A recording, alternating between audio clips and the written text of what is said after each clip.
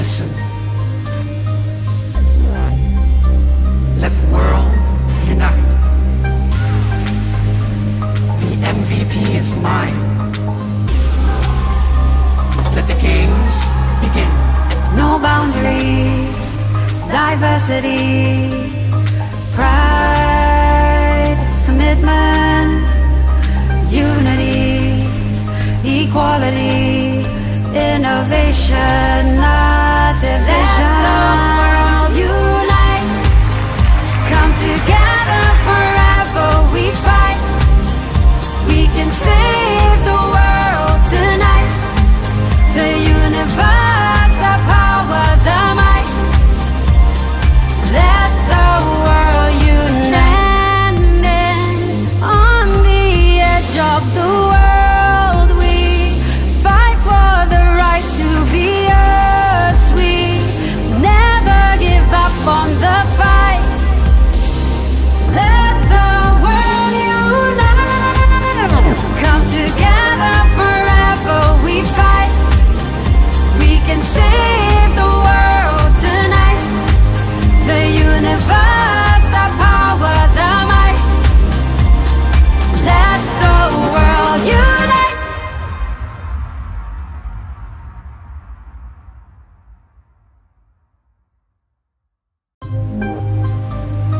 Listen. Let the world unite. The MVP is mine. Let the games begin.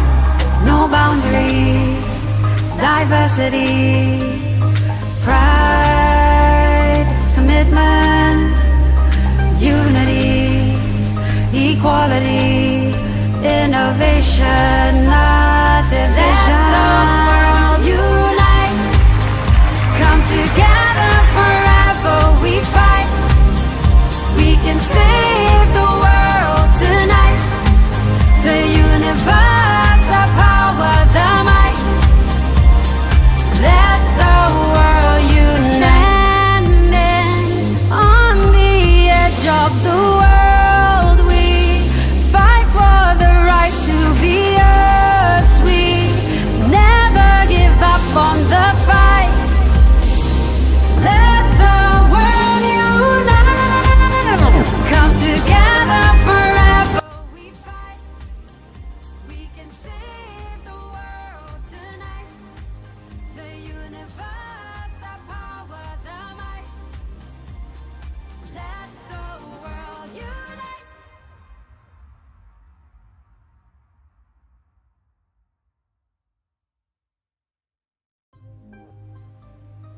Listen. Let the world unite. The MVP is mine. Let the games begin.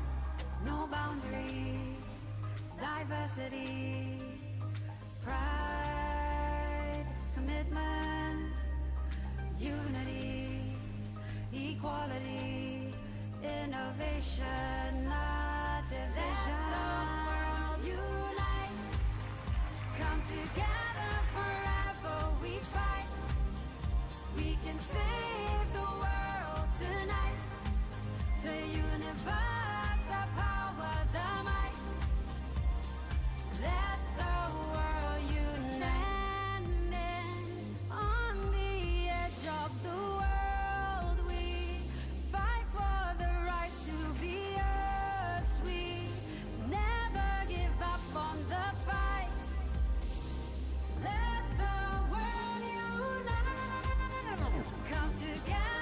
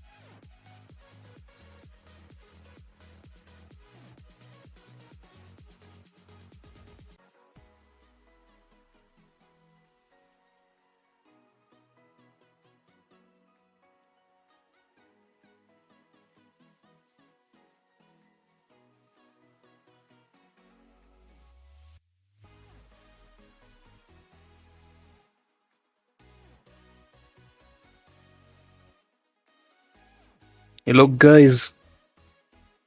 Welcome to day 2 of the GEG National Qualifiers in Kenya. As of now, the first fixture is about to start. We're just waiting on the players to join the lobby.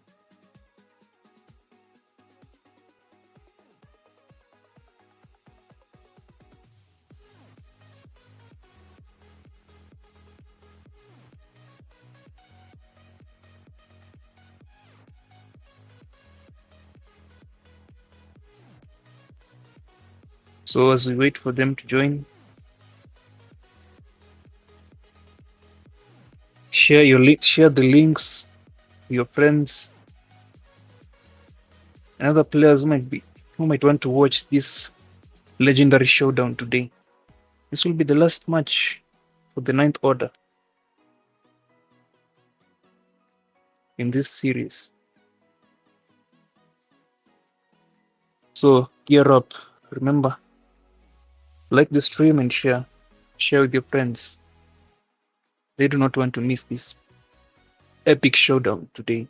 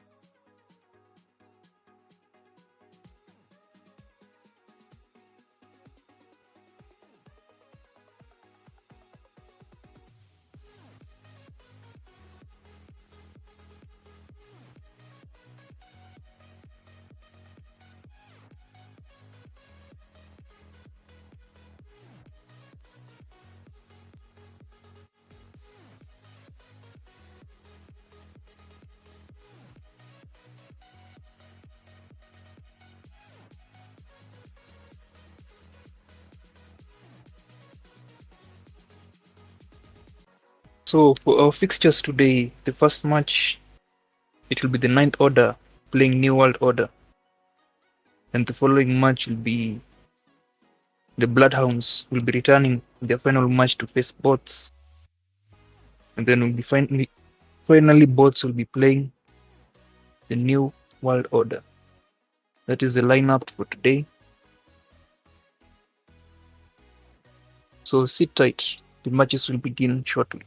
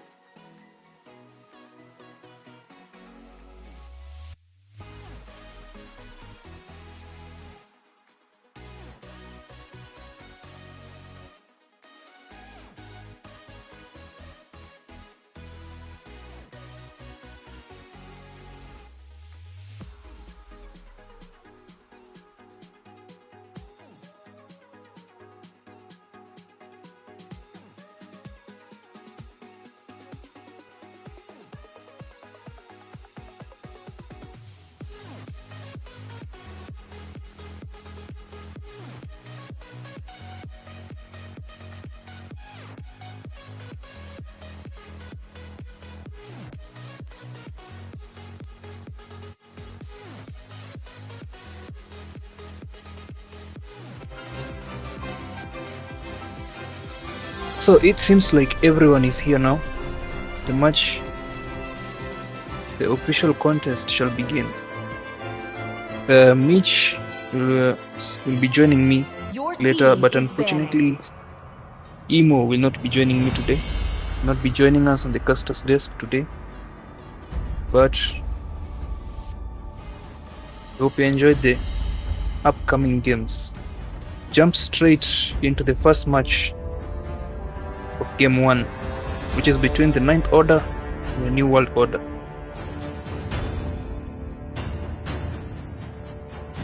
Now Woken has the first pick. The team is still deliberating on who to pick. Seems that the clock ticks down. The first pick of the day. Who will be there? The first ban of the day. I'm Will be the Yin, first hero. and I won't Yin lose will be myself, taken out. no matter what. That looks like a target ban.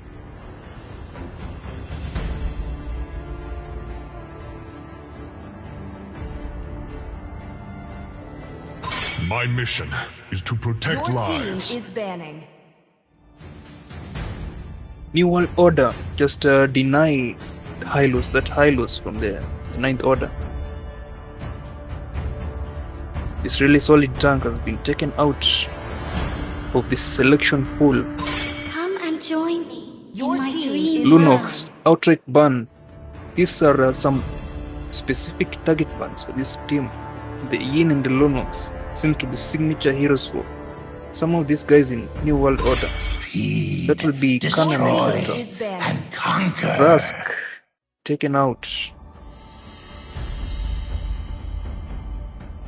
It will seem since the Zask buff, he has become quite a formidable force to reckon with.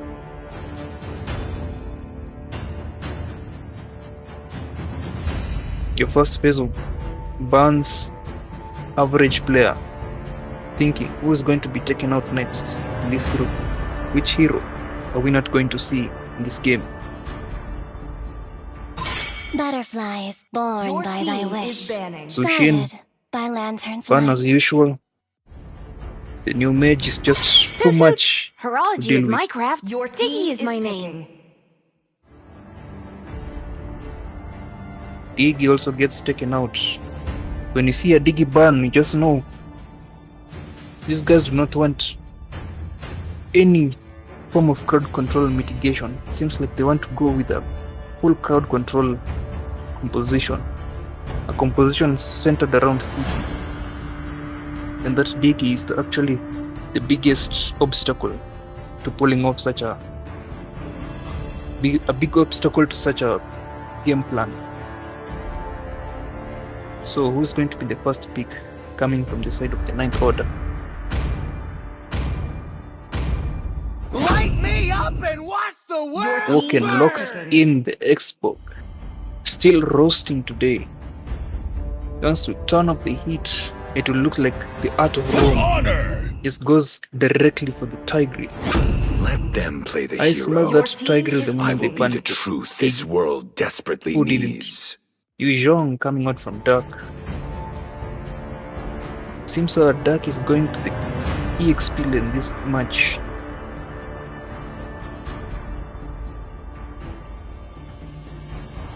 Second round of picks. Polo and average player still deciding who are they going to pick in this match. So far, both sides have gone with some really strong pickups. Apollo hovering over the Sicilian. True love Only love is and like not blood. Locks it in. Your team is everlasting. Sicilian and the Carmilla combo. Two lovers low. And quite some good synergy in game as well.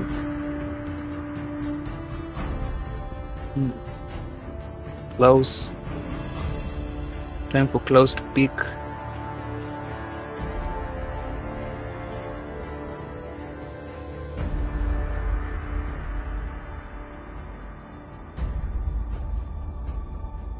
You can tell they're really thinking about their picks. They're really discussing a lot, because at this point, if they let the 9th Order Your team is win this banning. matchup, or the 9th Order will be given a really huge boost, to advancing forward as the team to represent the country. Early speak coming out from Canon. That's a really high sustained comp so far. Just 3, and it really looks like a team fight centric composition, with the Yuzhong and the Alice being some difficult heroes to kill in a team fight. But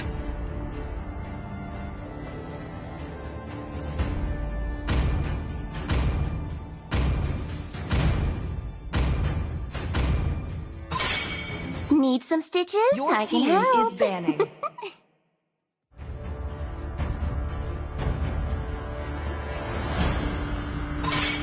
I am Your more team than is a banning. weapon.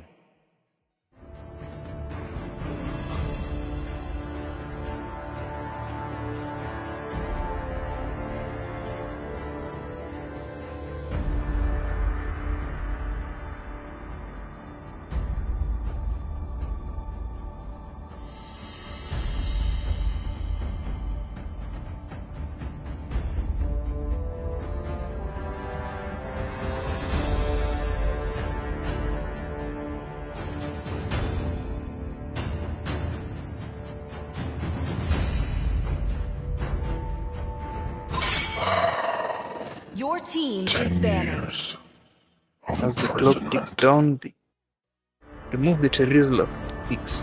It's quite surprising you haven't. Oh, Mr. Punk is not here with them today, so they will not be banning the Argus, the signature Argus. They went directly for the Terizla.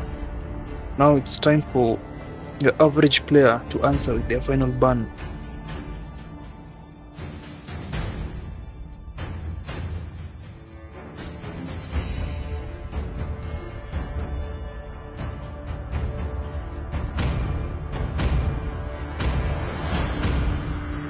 I see lots of prey. Your team is picking.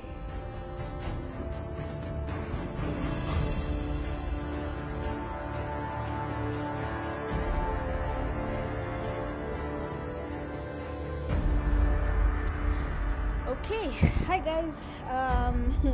Sorry for being late. Michgaming here, of course. I'm your caster.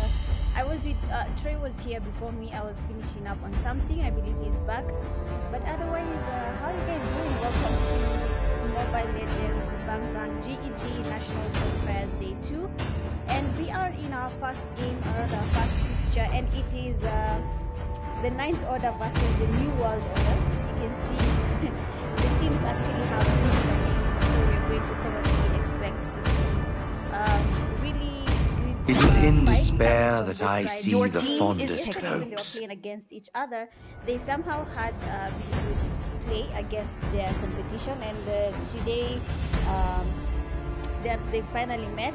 And I want to see how this plays out. Let's go. Again, I apologize for being here late, and let's get to it. Let's see how it goes. If you're already in the live stream, do the usual, like we usually say it. Make sure to like the live stream, subscribe if you're yet to, and of course interact in the chat as we continue with today's games for day 2. And Troy, I believe Troy has a YouTube page that The hunt everyone can, begins. Yeah, Your when you team find is the picking. time. Okay, Troy, you can market yourself. Go ahead. don't forget to subscribe to the Afro Legend Gaming channel.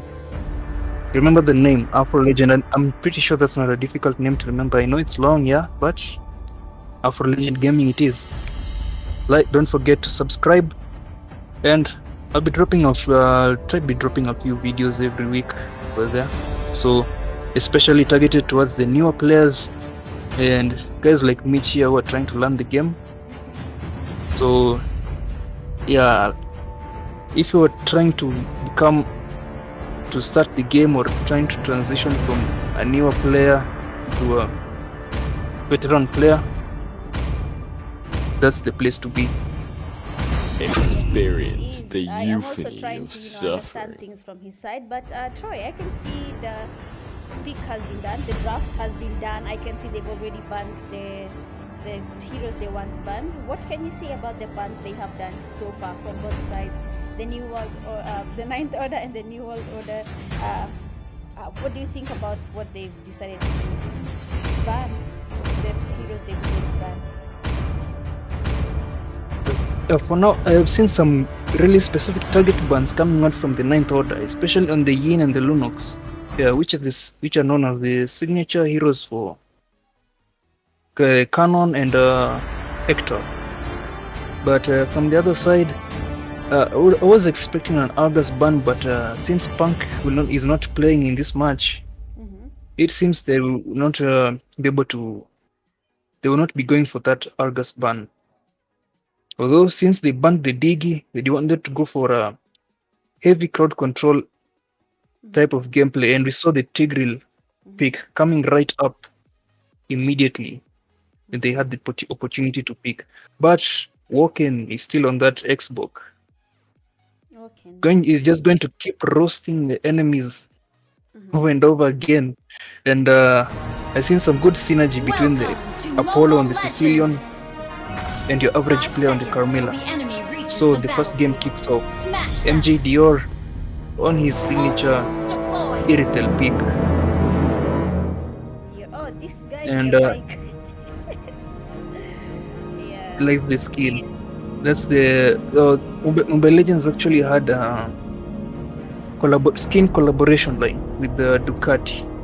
There's actually 2 skins there for Iritel and for Benedetta.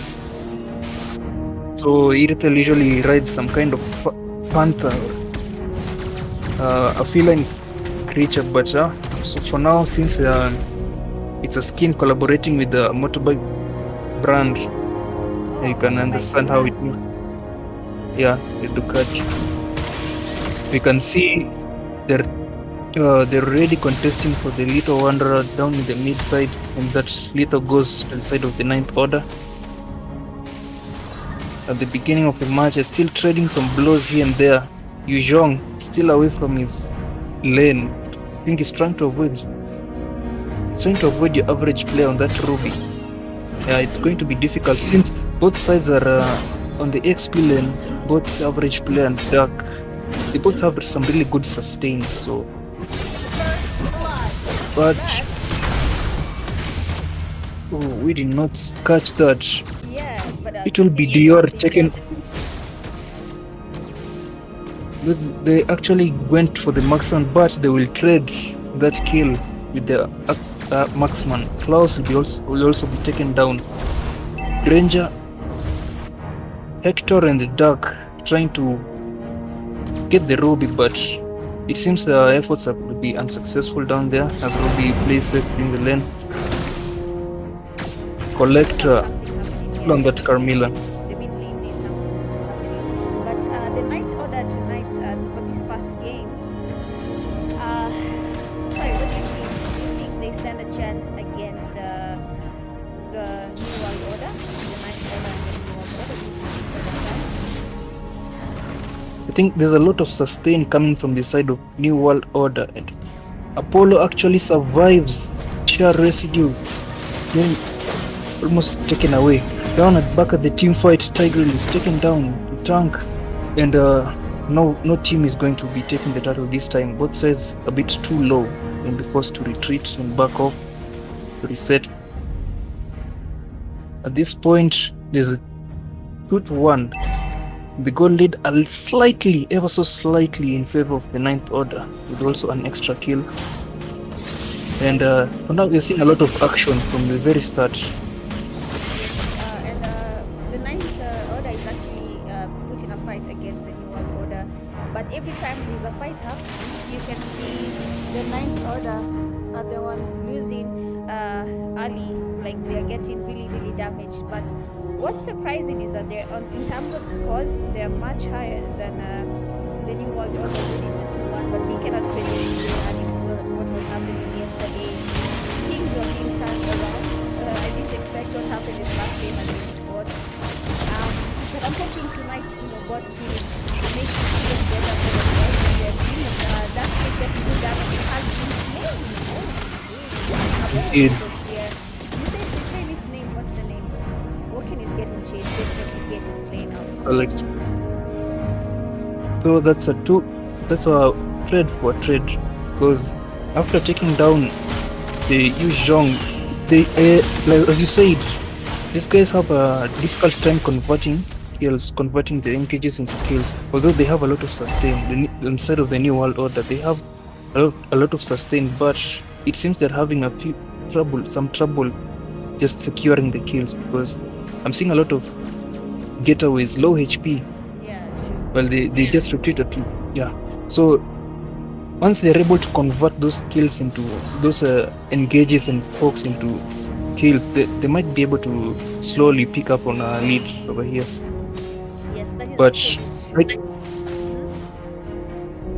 yeah, it seems that we'll be getting a free turtle on the side of the Ninth Order. Yes, They get Huh? What just happened? yeah, the X-Pog is really becoming a pain for these guys to deal with, because on his with his Firaga armor, it's like he has an instance of he negates some damage.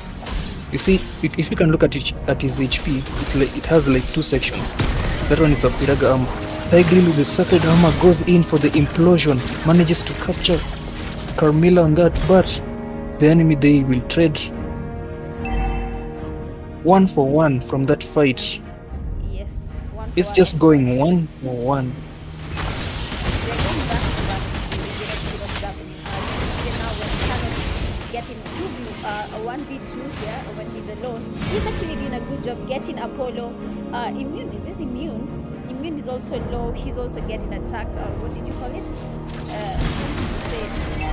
Ganked. He negates Ganked? damage. But Yeah, they were ganked. now Alice, it will seem that Alice has become quite tanky, but Carmilla comes in with a save and they turn the things around into a double kill.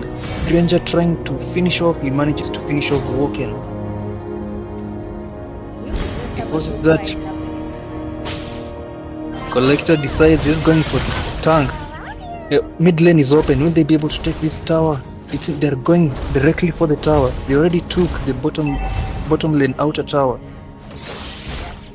Now it's they're actually taking this fight, but Alice is going to be a really big problem to deal with.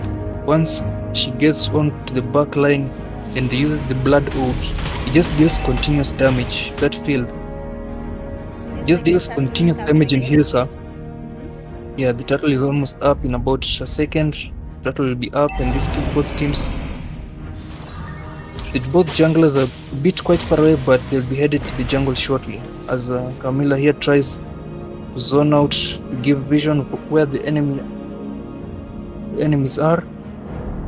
Still a clash down there between Ruby and Yu Zhong, and it seems like Ruby is getting the upper hand, being one level ahead.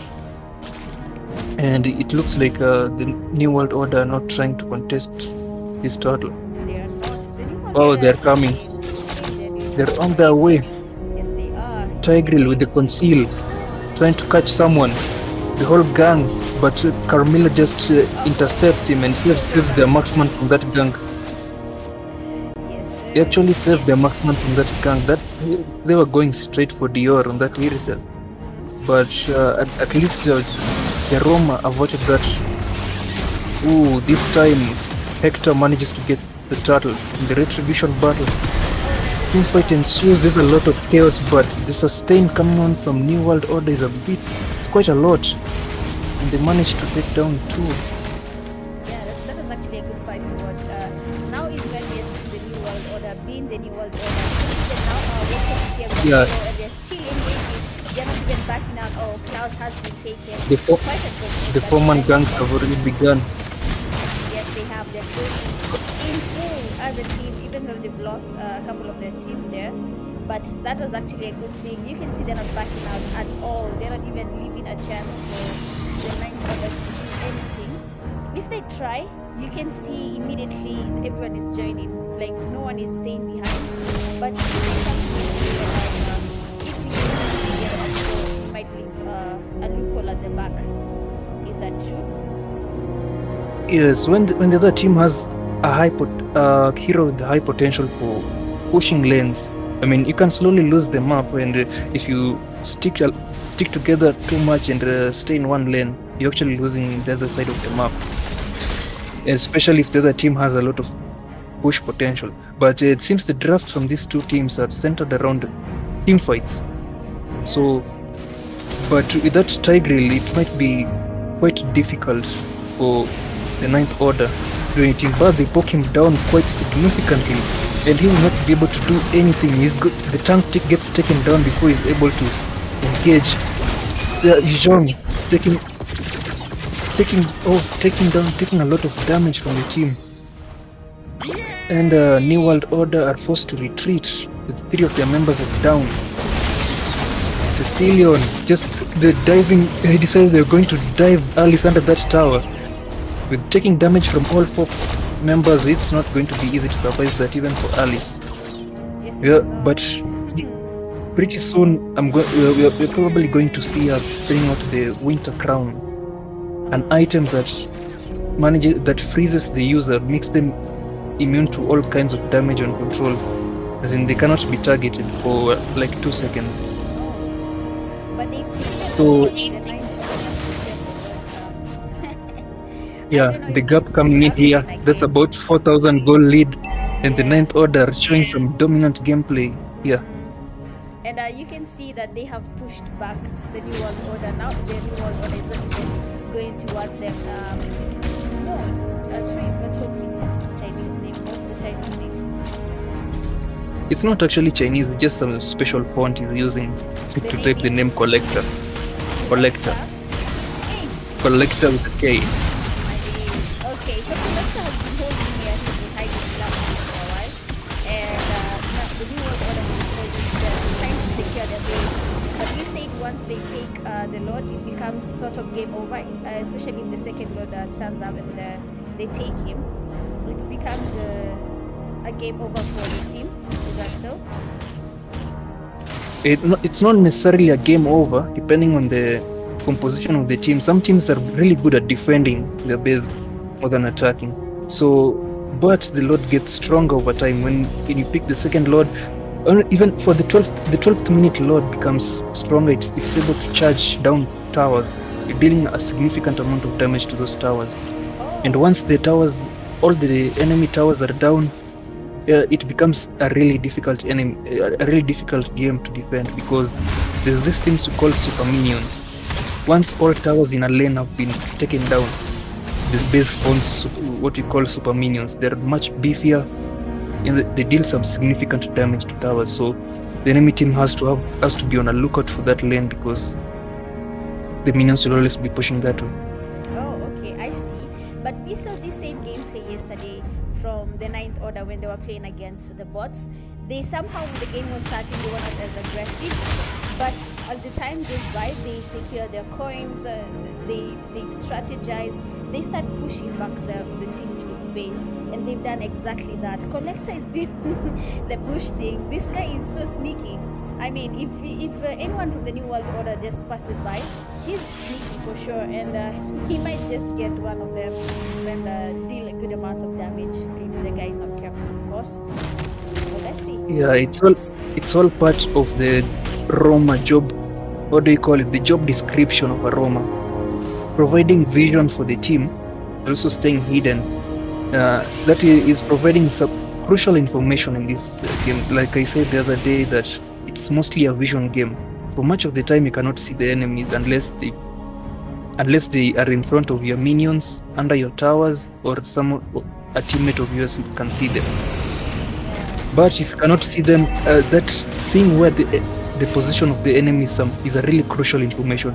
Collector goes in, the 3-man ultimate, he catches 3 of them, Tigreal with the implosion, but nobody's there to follow up.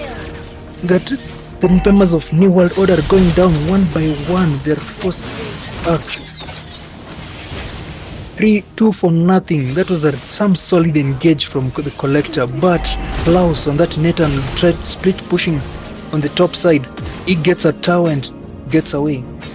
He forces that tower and gets away. Oh, that was actually a good play. It But- looks as if the team was distracting the New World, the Ninth Order. Yeah, the split push. The Ninth Order quickly, swiftly taking out that Lord, an enhanced 12-minute Lord. Oh, Now this is going to be a challenge for the ninth or the New World Order to defend now. The gap is increasing by the minute. It is that was With actually 18 an to easy 11. game. Yeah, only 2 towers taken from the side of the ninth order, and both of these towers are from the top lane. As for the other lanes, the towers are still standing, the outer turrets are still standing. And if they will see if this lord will be able to help them take down even more towers. Okay, I'm liking the ninth orders, the New World Order's strategy. The previous one before they acquired the Lord, the ninth order acquired the Lord. They did something that was very interesting. They did something like, but the Lord is here, and it seems like it's going to be an easy fight because what's that going down? I couldn't touch this. The sustain is not enough to keep them alive. Tiger just collects 4 of them, pushes them back to their team, but there wasn't enough damage conversion. And so just a back and forth.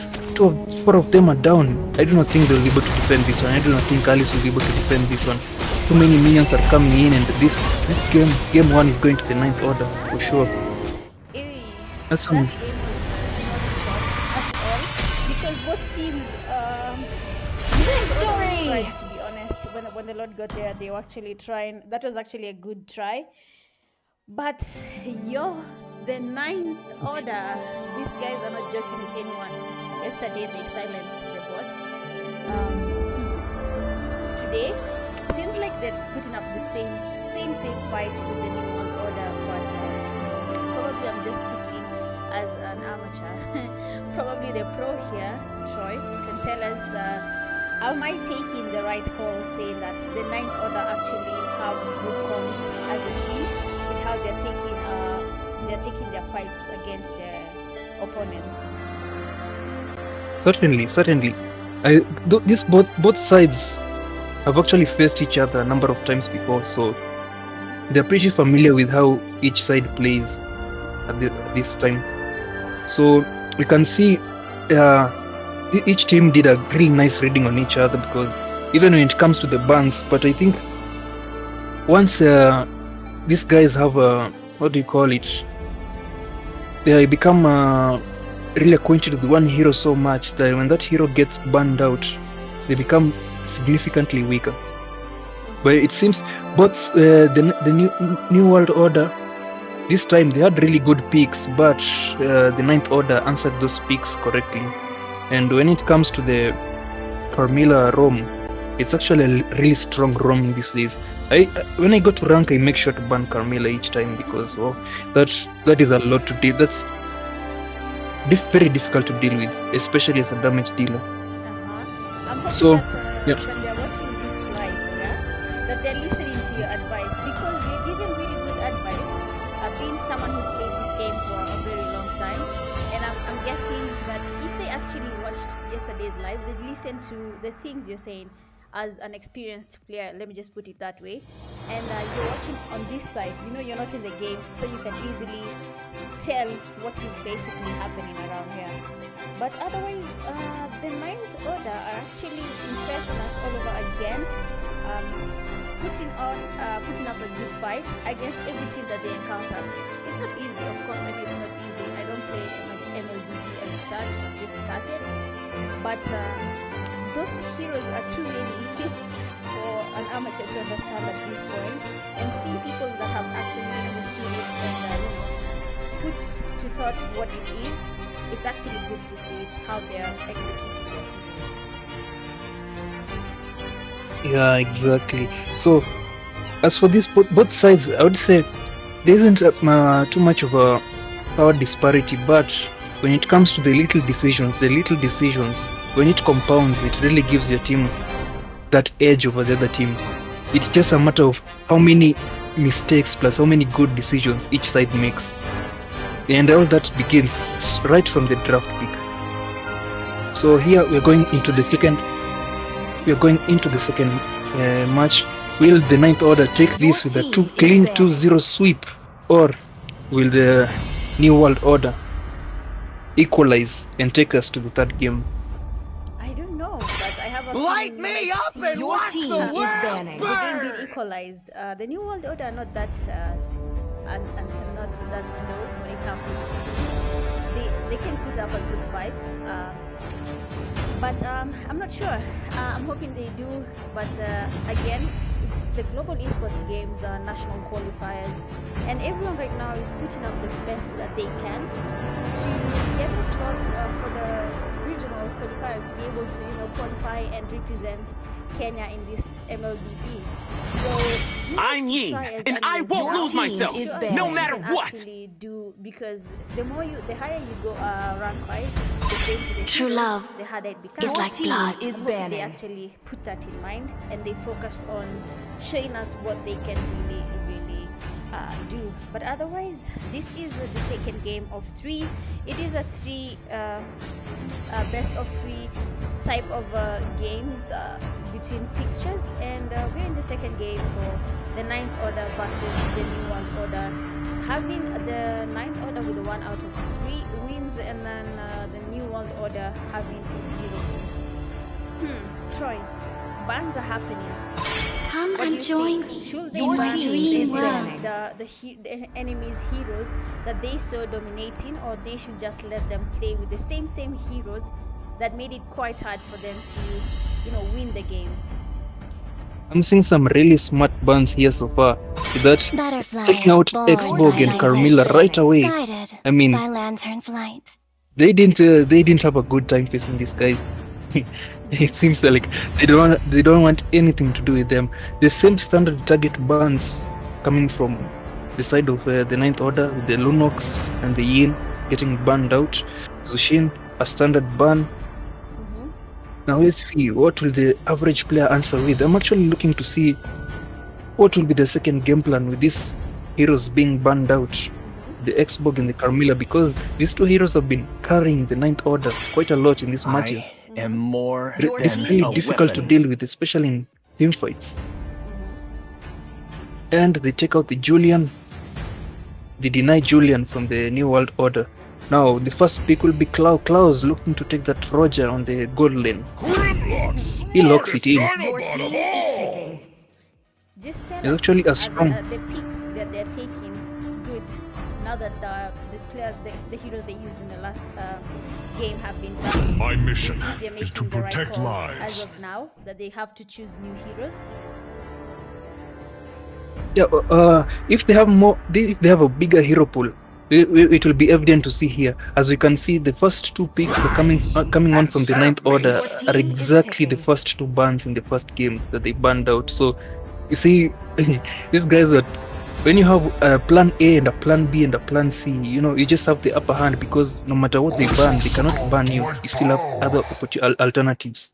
Now we see Collector on the Hylos and Apollo on the Zask. They just picked the heroes that were denied from them in the first game. And you see, this is a really, it really helps a lot to have such a huge hero pool, a huge effective hero pool that will help you. Average player hovering over Benedetta. Will we see Benedetta for the first time in this series? A really high skill cap hero. Will he be able to lock that in? Canon goes for the Lilia. Oh, that's a lot of AoE damage. Lilia's damage output as a mage can Your be team is banning. too much in a team fight, an actual team fight, especially when the enemy is clustered together. But I think we should be able to counter this Zask, because Zask plays around his nightmaric spawn, where he puts it down and he just deals a lot of the damage for him. The average player locks in the Ruby. Looks like he will be taking the Ruby once again to the EXP lane. There are some really good picks here. I like the sustain coming in from the 9th order. They have two tanky heroes right off the bat. But when it comes to Roger Sniper ready. on the gold lane, Give me a target. it's a good pick. Although, and he has 2 forms. He gets his ultimate right away. Guy has 2 forms: the human form and the werewolf form. I know you've seen before.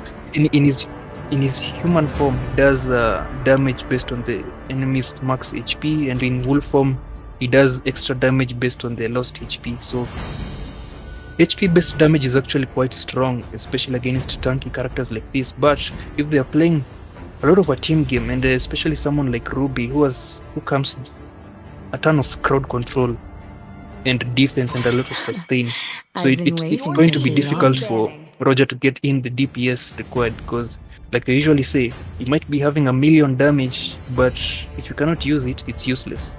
You cannot use it because your control, it's pointless. You can be stunned, knocked up, all your damage is useless in that situation. So yeah, and at this point, coming into the last burns, they take out the Carry and the Leslie, 2 marksmen. I wonder, yeah, just a lot of true damage from these two marksmen. And true damage, as we've witnessed before, it does not discriminate whether you're a squishy or a tanky hero.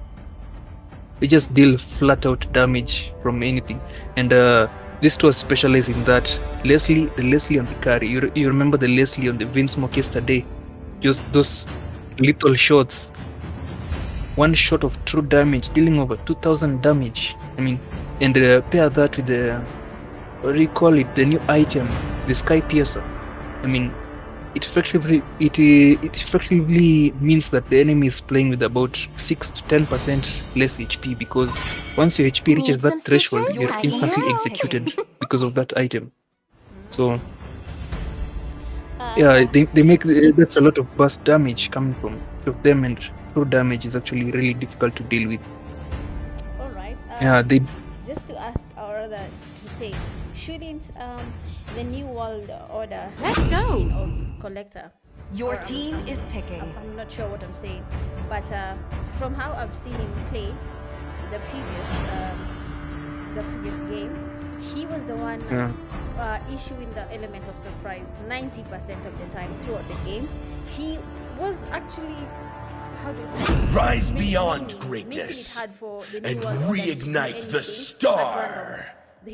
He'd randomly appear because, of course, he was hiding in the bush, but he'd randomly appear and gets to disorient the New World Order's plans. So don't you think that Collector is the one player that they should be on alert for with how he plays, or what? Yeah, that is the prime example of a model Roma, of a model tank, because engaging, providing vision, it comes to the job description. So if he's been doing all of them right the entire time, it makes the gameplay for the enemy team extremely difficult, because you don't know where he's going to come from. He's really tanky. You cannot focus him. This is actually the great part about tanks. If you focus the tank, the enemy damage dealers have the leeway to deal damage to you. But if you have a really pesky tank that is always in your face, you can't even target their backline. So you're left in a lose-lose situation. You're put into a bind where, wait, this tank is in front of me, is really bugging me, but if I try to focus the tank, I'll get damaged by the enemies and I'll lose my resources. My skills go on cooldown and all that. I lose my resources. But if I decide to go for the backline, the tank will make it easier, because the tank comes with the crowd control abilities, stuns, pushbacks and all that. So see, this is what we call putting the enemy between a rock and a hard place. It's like just checkmate in a way. That is if the tank plays their part really well. And that's why I'll say the Roma is the most important piece of the team, because he can either make the team's work very easy or very difficult at this point. That is what a model Roma is for you. And in this point, because bots seem to be significantly weaker, because their main tank player, I don't know if you heard of him, is called a Link. He was not able to play, I don't know due to what circumstances, so it seems that heavily impacted their gameplay, that part, because so I'd say a good Roma is the best thing you can have in a team. Like, just enables your team so much. It just does so much for the team. You see, Collector is over here, just giving vision, being as risky as possible, but being really tanky. It's difficult for the enemy to try and focus him, because forcing the Roger to use the retribution on that blue buff, but will he be able to get away? As you can see, it wasn't able to kill him because it's just too tanky for that. But it's being a pain for the Roger, forcing out the retribution, because so the retribution is really crucial for some of these objectives. Now they're coming for the invade. Now they know very well Roger does not have the retribution, so he doesn't have the ability to secure that his purple buff. Oh, New World Order might just Now, first blood is collector. Oh. Oh no. they actually come. Oh, they couldn't take the purple buff fast enough, and the New World Order actually they're actually turning their aggression against them. The Ninth Order's aggression against them. It's nice though. Collector doesn't give up. You can see he's back. He's just from Boni, but he's still back. Apollo has been taken. It's just interesting that they're not taking nose. They're not taking L's at all. After losing a game, New World Order is going all out. I hope they're planning on taking a win for this game. But Immune and Dior are probably trying to get him. That is Klaus from New World Order, but he has decided to because I mean the turtle has spawned. I wonder which team is taking. I've been seeing the Ninth Order is going all out with these turtles and the lords. How important are they? How important is it to secure these turtles if you want to win a game? Yeah, we call the turtles and the lord neutral objectives because they provide huge buffs for the team. Especially the turtle is really crucial in providing buffs for the team in the early game. Now Lilia dealing a lot of damage in that team fight, actually doing a lot of damage for the side of the New World Order, because they're getting melted. Because you see what Lilia is putting down, they just keep exploding in somewhat of a chain reaction, and it's a huge area of effect on those skills. So it's really she's the one that is turning the tide of the team fights in this case, because she's doing a lot of damage to multiple targets at once, and I think that's the reason why they managed to get they managed to secure the purple buff from that invasion. And now it seems like the New World Order, the ones taking the fights to the Ninth Order, and Ruby will be caught out and taken down easily. Woken and the Martis will be uses his mortal coil to get out of it safely, but Hector is too low to be tried to contest the turtle. At this point, he decides to go back and get his purple buff. On the top side, I don't see a lot of action taking place. They're just farming at their own pace, it will seem. But all of them have the order, and the New World Order players, Klaus and Rome, are actually next to him, and Hector is also here. They're ganking him. This is of course not a 4-team gang, a 3-team gang. They're going all out for him. Okay, the turtle has been taken, but they wanted to surprise Dior. They were trying to surprise him, but it didn't work, and now all of them are retreating. It will seem that that's a failed gank, and it gave the opportunity for the Ninth Order to take a free turtle without any contest. They wanted to trade that. They wanted to say, oh, we're not going to get the turtle, then we're going to trade these objectives by taking down the marksman. But at this point, they stop Collector from getting away.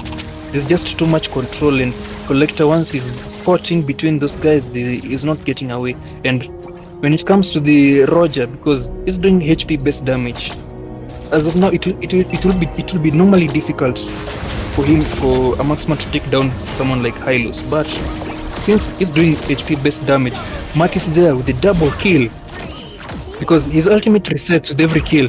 Will he be able to get a third one? No, Lilia uses the black shoes.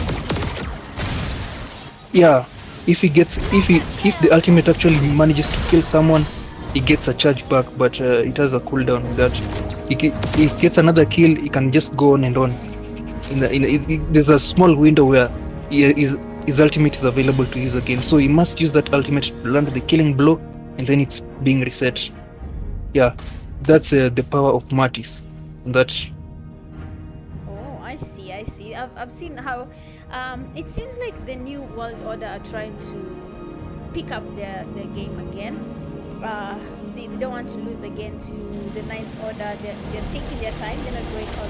Yes, they're going all out. They're trying to do a whole 4-man push, but it seems like it's not really going as planned. But at the same time, it is, because they're already ahead. They're still sneaking up on Dior. They want to take that tower. I don't know if it's going to happen, but yes, they are out and they want to destroy this guy. They're actually distracting him now that Dior has been spotted. He's trying to go towards Klaus, retreating again. Dior is going to play safely under the tower, but Yu Zhong escapes to the mid lane, but then the Ninth Order follow him and take him down under the tower.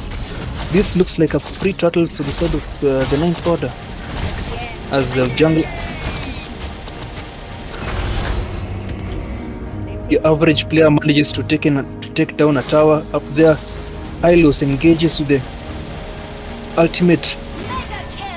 Lilia unable to get away from the Martis. Martis looking for another kill. He sees that it won't be easy to get another kill out of there, so they go straight up for the Moscow. Are they going for this? No.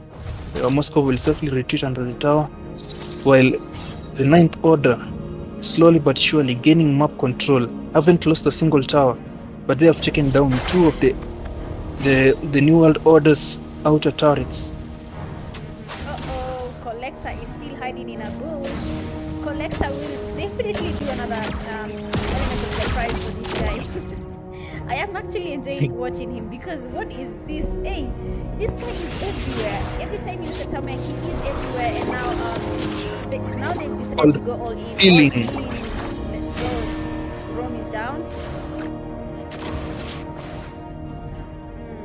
Apollo on the Zask just doing a lot of damage. Oh, if it doesn't look too good here. Are they going to dive? This Collector still has enough HP, has a lot of HP to continue this fight, but it seems they're going for the isolated target mid tower. Dark will be taken down in that Yu Zhong. Really smart gameplay there. Decided to go for the isolated tower, but Hector and Klaus are trying to push up the top lane, but Collector is coming really fast, trying to save that tower. Will he be able to save the tower? The minions are attacking the tower, but yeah, Hector will have already retreated, and they managed to save the tower. But down below, it seems they're going for. Down below, the average player will retreat, sensing some danger around there. On the top side, Dior and Apollo just going for that push on Klaus. Will Klaus be able to defend this? I think they decide not to take this. They just clear the lane, and I think they will be heading down to take the Lord as a team. But it's nice seeing what it's just nice seeing what the Ninth Order can do. How they are taking fights when they choose when to take them, when to not take them. Now that the Lord is here, they are going for him. They've been targeting the battle with the Lord. I think they're on the right track. The New World Order should probably try to take them, but it's they're still around them. They're trying to join them. Someone is destroying some. Oh, Klaus just destroyed one. Iritel went straight for the Kufra, trying to kill him, but he gets stunned on the wall. Kufra still getting away with low HP. These guys trying to focus down the Kufra, but they're unable to get him. And Hylos will not be able to get away. Gets taken down. Collector, now it seems like an easy load for the side of the New World Order. They managed to turn around the fights. Oh, it's now looking to flip over. But the Ninth Order, they're a bit ahead in gold, about 1,000 gold ahead, but the kills are quite neck and neck. And remember, the New World Order, they have Moscow, a really late game centric hero, and just deals a lot of damage. But as well, the Iritel is also late game. At this point, the one mistake the Ninth Order did there is that they tried, the marksman tried to focus down the tank. Thought he would kill him, but got stunned onto a wall with the mummy.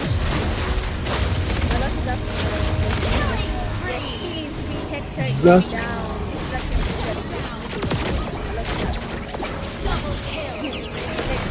The ninth order are falling one by one. Yes, There wasn't they are. enough of them to be able to contest, to be able to take this fight. Woken and Dior were just too far away from the team, Yes, they and are. the New World Order get the upper hand in the fight. 3 of them down both side. Woken chooses to retreat with a mortal coil, taking a significant amount of damage. This tower seems to be an easy tower, just taking too much damage. But the team is here, but Zask wasn't focusing on defending the tower from the minions, so the minions will be able to take it down. Moscow just bought the Sea Halberd, an anti-heal item, an item that reduces healing effects. Collector goes straight for the Moscow. He's going to get, he's caught out. There's no way he's running from that. He just took too much damage, but tried to outplay. But too bad he was cut off from the rest of his team, and his teammates could not help him out there. Definitely. This is tables are turning again, and the New World Order is trying to show us that they can be better. The mid lane has a lot of activity happening from time to time. You can see the teams there. Both teams are actually still trying to. Something is happening in this game because everyone is just clashing at this place. No one wants to lose. People are hiding in bushes. Element of surprise from everyone. Collectors still doing the same thing, surprising. Rome, they're going back to his safe place. I believe the jungle is his safe place. He's always hiding somewhere. If you're not alert, this guy will just. Same way he caught me. Now it seems they're going directly for Yizhong, for Dark on the bot side. He's isolated, and he tries to retreat. They decide not to go for this gank because he still has the dragon form, the ultimate. If he posts out that ultimate, he's immune to crowd control for the duration of it. Now they're preparing to take the Lord, zoning out the enemies. But that Kufra, the mummy, his dives are proving to be a problem for anyone trying to escape. But Collector has decided to take himself. He's low. The New World Order seems like they want to take the second one. They took the first one, and now they're still trying to take the second one. You can see one guy has been left, Hector, and then the rest are trying to take Woken. He's actually low. They're going straight for Woken. He actually him. manages to take him with his passive range attack, but they're too far into the Ninth Order's territory, and they'll be taken down one by one. I mean, the Ninth Order is sort of losing their focus here. It seems like the New World Order has decided to play their game, going back and forth with their same strategy, pushing the enemy back. They've been doing that all the whole time. They're just going one by one. Collector this time, we're not seeing much of him. He's not doing much. Although he was at the beginning of the game, you can see they're at a tie, 16-16. But on the sides of the New World Order, they have 2 lords. They've taken out 4 towers. They're doing a lot, and it seems like the Ninth Order might not be taking this game, Troy. Or am I making the wrong call at this point? At this point, it's not really easy to make a call at this point, really, for sure, because both sides have really late game scaling marksmen, but with the Collector, with the vengeance on Hylos, it's going to be a hazard for Moscow, for Klaus on the Moscow, because once he commits to attacking them and he puts out that vengeance, Moscow will just be dealing a lot of damage to himself, because a lot of that damage is being reflected back at him. And just so you know, this is a tank he's trying to hit, and he's not a tank, he's actually a marksman, the squishy, really squishy marksman, for that matter. Klaus is doing the same thing as the Collector now. He's the one dealing the element of surprise. Most of the time, he's the one doing that. Is he the Roma for his team? Klaus is the marksman. How come Most of the day, the bushes are there to be utilized by everyone. It's not specifically for any role to use. You just have to use it strategically. As long as the enemy doesn't know you're there, you have the upper hand. That's all there is to it. Dark tries to get into the back line, but takes a lot of damage and gets deleted. Irithel just... The Kufa is becoming a real pain to kill, because if they try to take him down and they fail to do so, they have wasted a lot of resources, and the New World Order just retaliate on the team without resources, because this is the terrible thing about focusing on a tank. If you fail to kill them, the team just collapses on you, and you have nothing. Oh, Woken caught outside the immortality. He covers immortality and it baits everyone. Oh, Hector is caught behind enemy lines. Lilia manages to cut them down. The Art of Rome just being a pain on that. When they finally managed to take him down, Hector will not be able to get away. He's trying to get away from the bushes, but it seems at this point I do not think he will be able to do anything. Now it's Apollo getting surrounded by the enemy team, going straight. He's trying to buy time for his team, for the average player to take out the... Yeah, and he manages to take down, with a nightmare spawn, he manages to take down Hector on that. Ruby trying to take this tower. Will he be able to take it? Oh, some distraction has He happened gets stunned. And he goes down with the tower. He will not be able to escape that. He took a little too much damage, but guys were not able to remove the minions. As long as there's no minions in the tower range, the tower has reduced damage. You can deal a normal amount of damage to it. But if there are no minions, you deal almost no damage to towers. Now will they be able to take this Lord?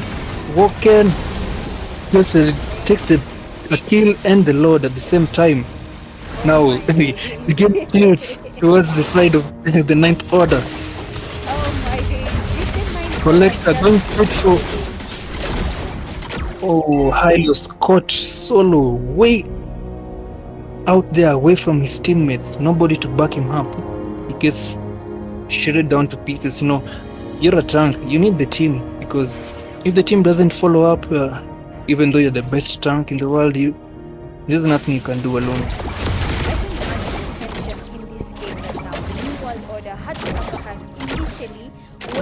Was in the first few minutes, and now the Ninth Order have shifted the game. Everything has just turned. Even before we can see, it has already happened. They did the element of distraction. They distracted the players of the New World Order as they were getting one of their players. The average player was on this lane getting the towers, and just like that, they flipped the game, Troy. I think I made the wrong call when I said the New World Order was the one leading with how they had taken the lords and everything, but doesn't seem that way anymore. Dark will get caught out once again. Solo.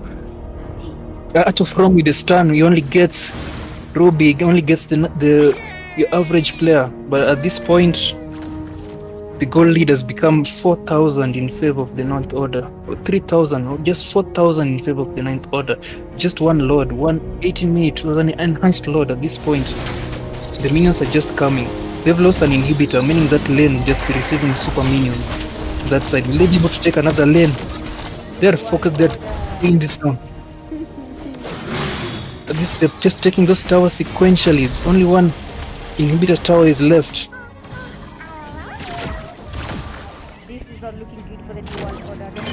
They are looking to end this. Cannon doing a lot of damage, doing a lot, clearing the minion waves, clearing a lot of the minion waves, but the Ninth Order decides to retreat. They're making really good calls here, because even the other time when the Hylos got taken out, the Lord was pushing, but they decided it's not a fight they want to take, because they do not have their front line. They engage. The engage is really important, as you can see. As long as Collector is there and does the engage, the rest of the team can follow up. Oh, the average player got caught out alone and gets taken out by two people, but saved by his teammate. Apollo manages to trade in a kill. Dark still trying to get behind, but gets instantly executed by Woken. Just taking too much damage. Yeah, it seems you find yourself alone, it's GG. Do they have enough people to contest the Lord? Anyone in these teams? Yeah, they're going for the next Lord. The next Lord, and this is going to be a tough one. 20 minutes Lord. Oh, this is going to be really tough. Ooh. Yeah, the trade took. That was so close. New World Order's Klaus almost took the Lord from them with that spear of destruction. Just went straight. But that was really close, man. It'll have changed the match once again. It will be a flip on the flip, on a turnaround. Just plot twist after plot twist, man. 20 minutes into the game. Yeah, it will have been a change in the games, actually. I think the Ninth Order would have been enraged with that if the New World Order took them the Lord, but they didn't. But I see like they're on the same, almost the same level, 27, 22. But the Lord is there. This Lord is actually really much tougher to defend against, and they don't have any inhibitor towers to do some damage to the Lord. This base is going down. The game goes to the Ninth Order. A clean 2-0 sweep. Any team that is coming to fight the Ninth Order at this point, they should understand that these guys can easily change the narrative. You just don't have to there's be no relaxed. more. There's no more matches. These guys have won most of the matches. They swept the Bloodhounds. They have swept the New World Order, and they went 2-1 against bots. At this point, it's safe to say that these guys are probably most likely going to carry the title of the representative team for Kenya, of Team Kenya in the GEG, the Global Esports Games. But, So that is GG. Proven that they can change the narrative. Any team can change the narrative. Anything can happen. The bots can decide. Bots have 2 fixtures to play, so anything can happen. Let's put it at that. But otherwise, the Ninth Order, I have to commend them for that gameplay. The things are looking more on the New World Order's side. They seem to be doing better, but they changed the narrative. That is just something, and something to look at, something pleasing to see. But other than that, I believe the next fixture will start in the next few. Do not go anywhere. We're going to take a very short break. Is that so, Troy? As the next teams prepare to join for the next game in the next 30 minutes or so. Yeah, let's take a short break, and we'll come right back to the next game. See you guys.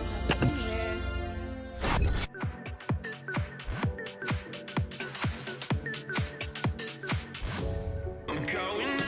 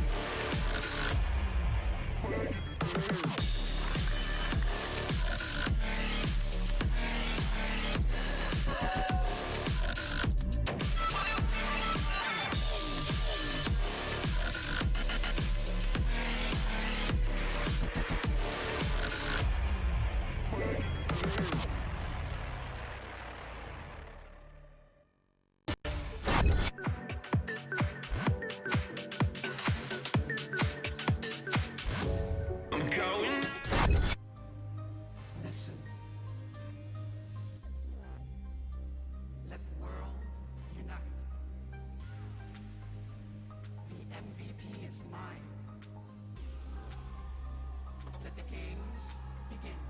No boundaries, diversity, pride, commitment, unity, equality, innovation, not division. Let the world unite, come together forever we fight.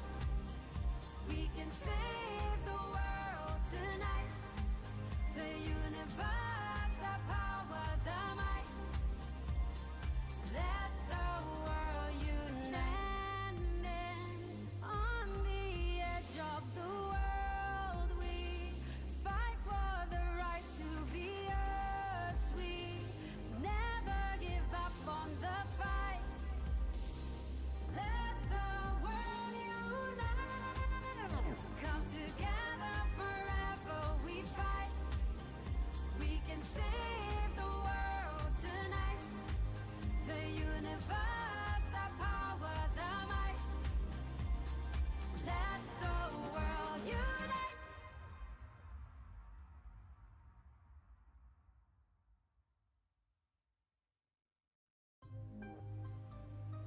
Listen. Let the world unite. The MVP is mine. Let the games begin. No boundaries.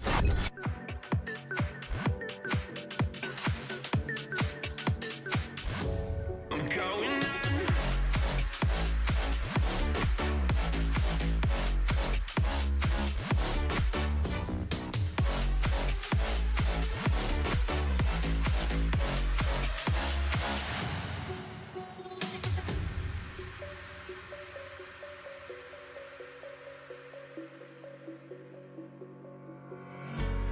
When the lights go down, I've seen hell in you, but you don't care, no, you don't care, no. You just rather watch me fall from a golden mile. I can see you at the call. Think about it, ring won't tell you what I saw. When you break it off, you'll see who had it all. You had it all.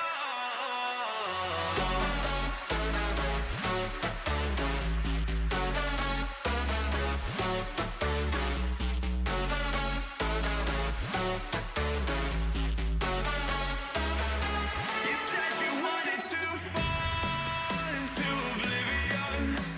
Forget about the world we're living in. Fall into oblivion, oblivion. Oh, going in.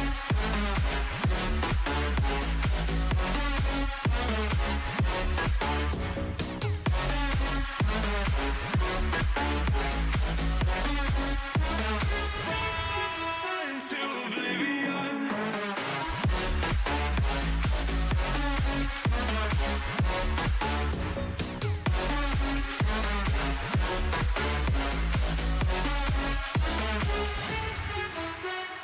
Fall into oblivion. Forget about the world we're living in. Fall into oblivion, I'm going in.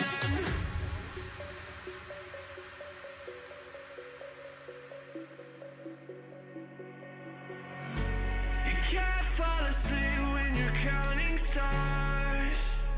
Get it together.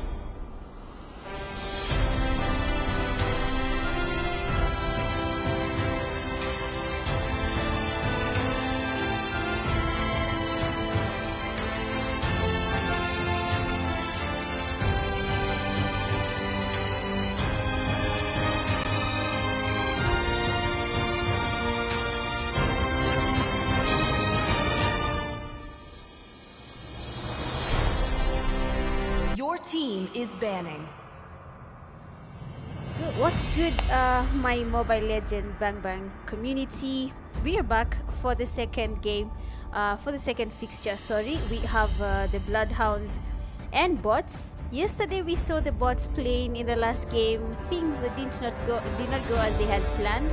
They had won one game, and then just like that they lost the other games to the 9th order. They lost 2 games.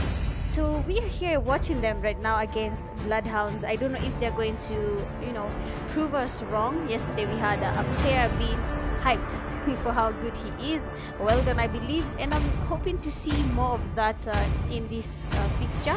And for everyone who has joined the live stream, thank you so much for joining us tonight. This is the Mobile Legends Bang Bang Come and join GEG National Qualifiers. We are in day 2 of the qualifiers for the open category, and with me as usual I have a caster with me, that is Troy. He's going to introduce himself and as usual mention his page and probably tell you guys to subscribe as you should. But other than that, my name is Sniper ready. Give me a target. I'm the caster for GEG Games. Hey there guys, Troy here. We are officially starting our second game for the GEG Day 2 qualifiers. At this point it's bots playing versus the Bloodhounds, the new team in town. And as things are going, guys, don't forget to drop the team that you're supporting. Just down in the comments, comment your team. Just chat. Cheer them on. We want you to cheer them on. We want to hear them having fun, so that it really spices up the matches and give them some morale boost with that. Now we go into the first round of the first draft, the draft pick. As you can see, 3 tanks banned from the side of bots. Bots just outright banned 3 tanks. That is Tigreal, Lolita, and Hylos. While the Bloodhounds, they take out the target ban from protagonist. Our Gojo will not be playing this match as this same as Leslie and Lunox. They will not be playing this game. So protagonist falls back onto the Zask, and Bloodhounds, they answer that pick with the Xborg and Barats, still going really tanky. Huge sustain from the first 2 picks you're seeing coming from the side of the Bloodhounds. Some really strong picks, I would say. Now let's see what bots will answer this draft with. What is the answer to that? Hayabusa. For once, yesterday we saw Hayabusa was banned almost throughout. Now Malevolent Prime gets his hands on this assassin with the shadow kill.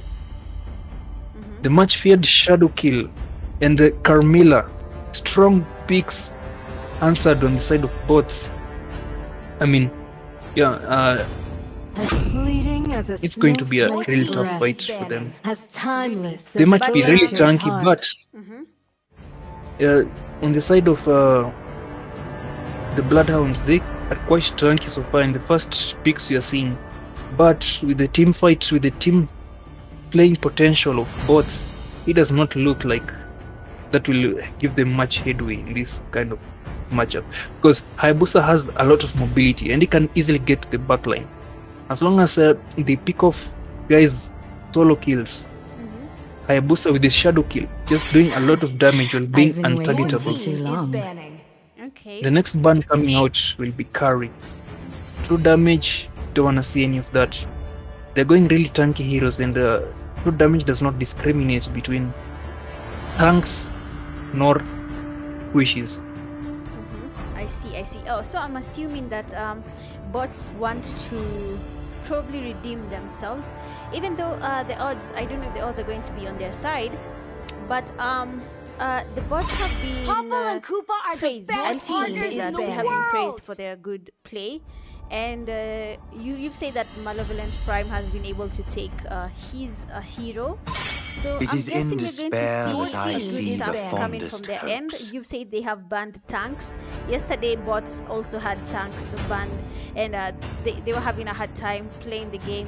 So will that be the case for Bloodhounds? Now that I believe those are the good ones for the best picks that they are banning them from the hero pick. So is it a good thing that they have done that and really disadvantage Bloodhounds at this point? I won't be so sure about that, because the case might also be Need that some stitches? both I really will. they don't really care to ban. I mean, the confidence coming from these guys, I'd say they just ban them for the sake of banning. But as a team, I'm sure they have things right under their sleeves in order to make this game work in their favor. But I don't think they will be able to sweat much in this game, because I don't think they'll be able to take to just bring out their entire focus just to play this match. But if they severely underestimate this team, it might come back to haunt them down the road. So we see they pick an Irithel, and this is the first time we're seeing an Aurora in this team. Some really crucial crowd control, a lot of freezing coming from her, and Schwarz goes with the Irithel pick. And I will revive it. Bots answer with the Clint, that gold lane. Yeah, Clint with the double shots, a lot of damage, both sides bringing up a lot of damage. But if you cannot reach Clint, it's just going to be a pain for the entire team. Smoke. Well done goes with the Terizla, the hammer, and sidekick goes with the Belleric. Even though both burned out 3 of the best tanks, 1 tank was left open. And this Belleric is, as you have seen before, sidekick is actually quite good on that Belleric. I'm definitely I'm excited to see how this game plays out. We are off to a fast game for the bots and Bloodhounds. Bloodhounds are a new team, according to Troy. It's a team that has just been formed by people who do not have a team. They just came together and decided to play this. And I'll keep on saying it, the fact that Bloodhounds have not pulled out of the race from the word go. They have been in this game since yesterday. This tournament, they have played back to back. Even without winning, they have still showed up. And we have to commend them for that. They are giving their all. And of course, one day it will pay out, even though this is probably, I think, their first tournament as a team. It will pay out. This is GEG, and everyone is trying to give their all to be part of the team that is going to make it to the regional qualifiers to stand a chance of representing Kenya in the finals for the Global Esports Games. Otherwise, game 1 is 5 seconds till the enemy reaches the barrier. To see what bots bring to the table, or what Bloodhounds might do. They might just surprise us. Probably Troy, they went home and decided to practice. If something happened and they win against the bots, that will be one for the books, right? Oh, indeed, it will be huge. I'm not just talking huge. It will be huge if they actually beat both. But as a team just put together versus the most experienced team, we call the praise you've had of both throughout. It's not just empty words, because from previous tournaments, both has proven to be at the top of the leaderboards in the country. They have been proven to rise up against any other team that challenges them over time and again. But it will seem this time, with the absence of Link as their primary roamer, they feel a bit nerfed at this point. But they have exceptional players, I would say so myself. They are players that are nothing to scoff about, because the teamwork in these guys, it's a lot. And I think the rest of the other teams actually learned a lot from them over the time. Yeah, so that's why I actually commend the Bloodhounds for holding out in these games, not giving up hope even after all their losses, because there's more to gain than just there's more to gain than just the victory, because the experience coming into this kind of environment, this tournament atmosphere, it's a priceless experience at this point. Because at this point, I see Hayabusa gets swallowed up by he was just too confident, didn't know that, but probably didn't know that Barrett's already has his ultimate up. Came in with the quad shadow right back into the mouth of the dinosaur. Gets swallowed up, turned onto a wall, and taken down. Quite unfortunate. But it's good to see that the Bloodhounds have actually gotten the first kill here. Even though the bots are catching up really fast, they're already in a 2. But the game is still fresh, it's still young. Nothing is happening that is too complex for us to say they actually did that. But now that the first turtle is up, I'm hoping that they get to take it, but a lot is happening here with their friends for the turtle and DMC side. And teams from the bots have been taken. This is actually a good thing to see. Oh, triple kill! We saw Sidekick with that last insanity going straight in. He gets 1 kill, but he also gets taken out right immediately with the Zask. Zask just deals a lot of passive damage, and when things get dangerous for protagonists over here, he just uses his ultimate and he finds himself protected safely inside his spawn, his nightmaric spawn. So that is going to be quite a huge deal to kill, and bots get a free turtle over here. Nice. She was on the yes. top side taking a lot of damage from Vinsmoke there. Clint doing also the first tower is already down in just 3 minutes. Now this Clint, we'd say this Clint was already quite well fed by now, because at this point Clint with the almost 3,000 gold, because he took the entire tower gold and still took down the tower. And you do not want a snowballing Clint at this point. It's going to be really difficult even for tanks to handle that guy. Oh, really? Is that good? Yeah, it's a strong marksman. That double shot, after every skill he casts, the next basic attack penetrates a line of targets and deals a lot of damage. And it's really hard to get to him as well because of his second skill. He just jumps back and roots you in place, so he just lands another shot on you. See, just look at the damage. Look at the damage. That's Irithel gets instantly deleted. Aurora Rumble will not be able to get away. They're trying to walk away, but guys are just too slow for that. Yes, they are. The Bloodhounds are having a hard time, to be honest. The bots are really moving as a team. They're going for it together. They're not even letting these guys be even for 1 second. Weldon here is sneaking up on the tower, but Recycled is doing what was the name? Collector was doing, hiding in the bush, and Weldon just went where he is, but luckily, of course, he has good reflex. I'm guessing this Weldon is who he says he is, and now he's doing a back to back with Recycled. I don't know how that's going to play out, but he's really low, but then again, he's using the tower there to hold out. Yeah, at this point, he just has to be careful in this matchup. the both of them need to be careful, even though they have sustain. If he cracks up, if Terizla manages to crack open that shield, especially this early into the game where Recycle doesn't have enough defensive items to be able to withstand that, he will be taken down much faster before he's able to do a lot of true damage. As you can see, this will be a free second turtle for the side of bots as they manage to zone out the Bloodhounds at this point. Munir just trying to poke around Beleric, taking a lot of damage, gets caught behind by Weldon with the penalty zone. Still, these guys are taking way too much damage. His Malevolent Prime jumps back in but gets swallowed. Someone got swallowed by, was it Malevolent Prime? But no, they're just taking way too much damage. Recycle will not be able to get away. This is why dealing with Carmilla is just so difficult. Just stuns over stuns, and it just makes you take a lot of damage, and it's not that easy to kill her. At this point,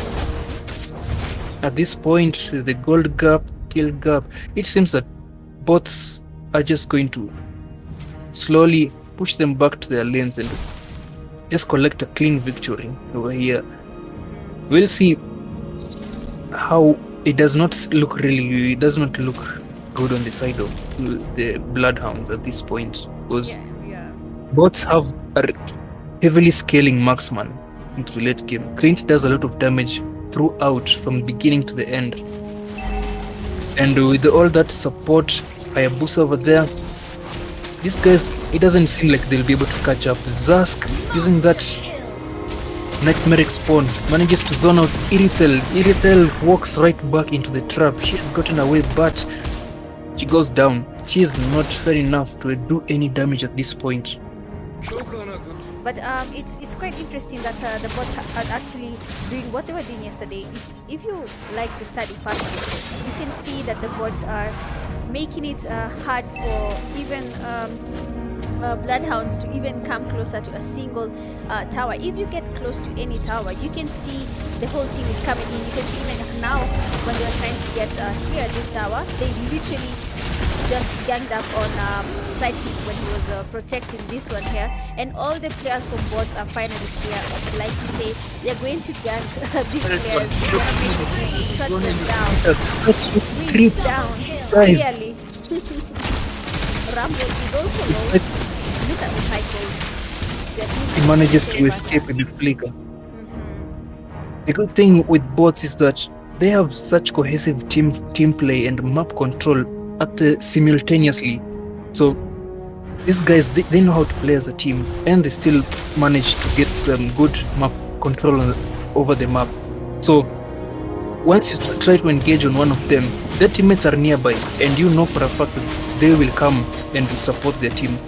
And that is the making of a strong squad, the making of a strong team. The one is just that they're always close by, waiting for that engagement. Let's say this team will be like, this team gets even deadlier with their designated tank, who is not playing in this series this time, as Link. Link is really heavy on the engages, one of the best tanks we have in the country, as I will say. One of the best tanks, but unfortunately not playing. Munir just comes in with the 5-man ultimate. They share all the damage. Once all of them are linked, they just share a lot of damage with those links.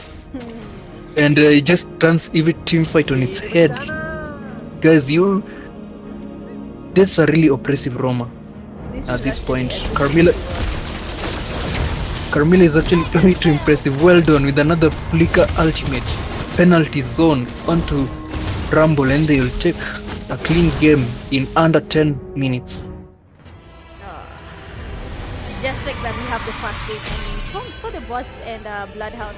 To be honest, we could tell how it was going because of how the bots were pushing the Bloodhounds back to their base. From the word go, they were doing that. When the turtle spawned, you saw they were splitting. Three players will go towards the turtle. One of them will stay back as a distraction. Once even the Lord came out, they did the same thing. Went for the Lord and still managed to take the Lord even after they were engaging in a fight against the Bloodhounds. So basically, for this game, for bots, it seems like a smooth ride. Yesterday we had a 12-minute game that was the shortest, but this one is even shorter than what we had yesterday. It's looking bots. It's looking bots for this game.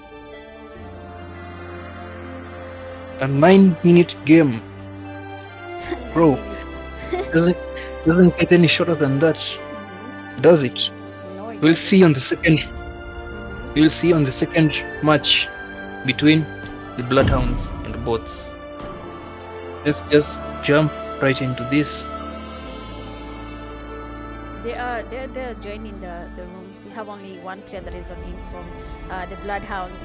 But other than that, I'm hoping they're taking these games as a part of their learning sports. They need to understand what is happening in the game in general. For the bots, since they have played for a very long time, I guess this is an easy game for them. It's a smooth ride.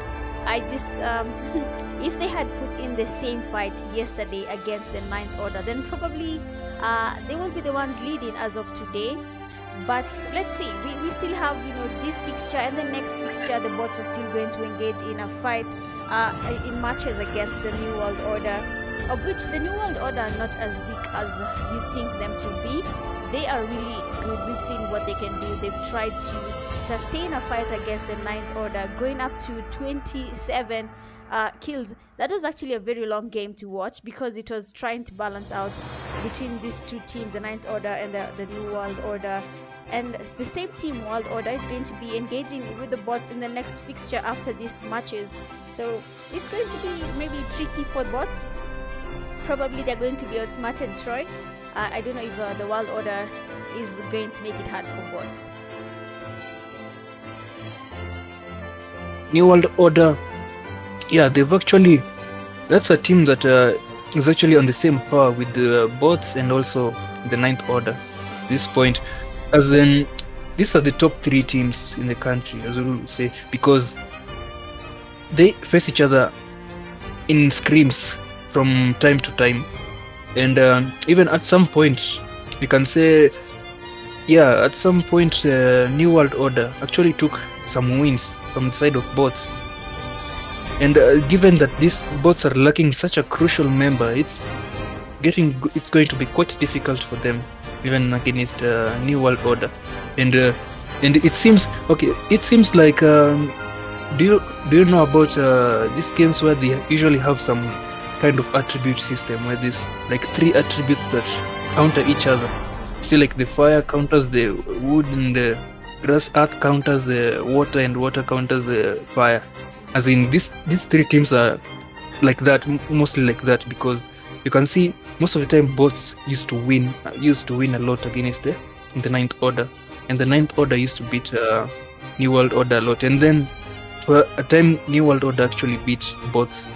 You see, now it's quite a triangle, because each team has their weaknesses within the triangle, but I'd say that is a really good tool for these guys to break the limits. They can use, as usually say, iron sharpens iron, and if they can keep up the screams, all these 3 teams can really take each other to greater heights, as we'll see. Yeah, that is actually true. If they decide to make it hard for bots, it will be a good fight to watch. Yesterday, it's only 1 match that we had to have 3 matches. Other than that, every other match we had 2 matches. But when it came to bots and the Ninth Order, you say that the Ninth Order usually used to be having a hard time against bots, because probably skill-wise bots at that time were better than the Ninth Order. But it's like they went and decided to hit the training grounds, and now they're better at some point than bots and even the New World Order. So let's hope that the next fixture we're going to have a fight, a lethal fight, like we had yesterday, leading to even 3 matches. And we want to see, is bots as good as they say they are, or is the New World Order same as the Ninth Order, having sharpened their skills and are ready to show the Mobile Legends community that they are better than they say. Definitely expect a really good fight in the upcoming fixture between the New World Order and bots, because neither side is a pushover at this point. And as I am seeing it now, I see that the matches will go to 3 games. It will go to 3 matches as it is, and it's actually quite difficult to predict who the winner is going to be at this point still, because I know none of them want to back down at this point, even for that 2nd place in the table, because at this point I do not believe any team is going to catch up to the Ninth Order when it comes to points. The points they've accumulated, because they've won 2 clean sweep games, and they've won 1 game with a 2-1. So at this point, the Ninth Order stand at the top of the table, and now as for bots and the New World Order, they'll be trying for that 2nd place and 3rd place.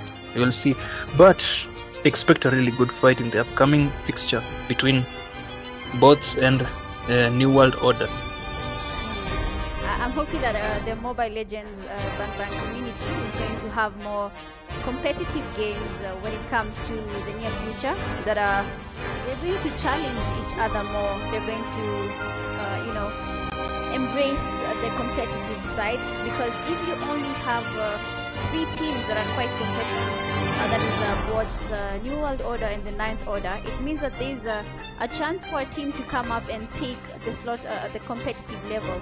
All they have to do is just believe in themselves. Even for the Bloodhounds, as they're waiting for them to join the lobby, we can say that practice makes perfect.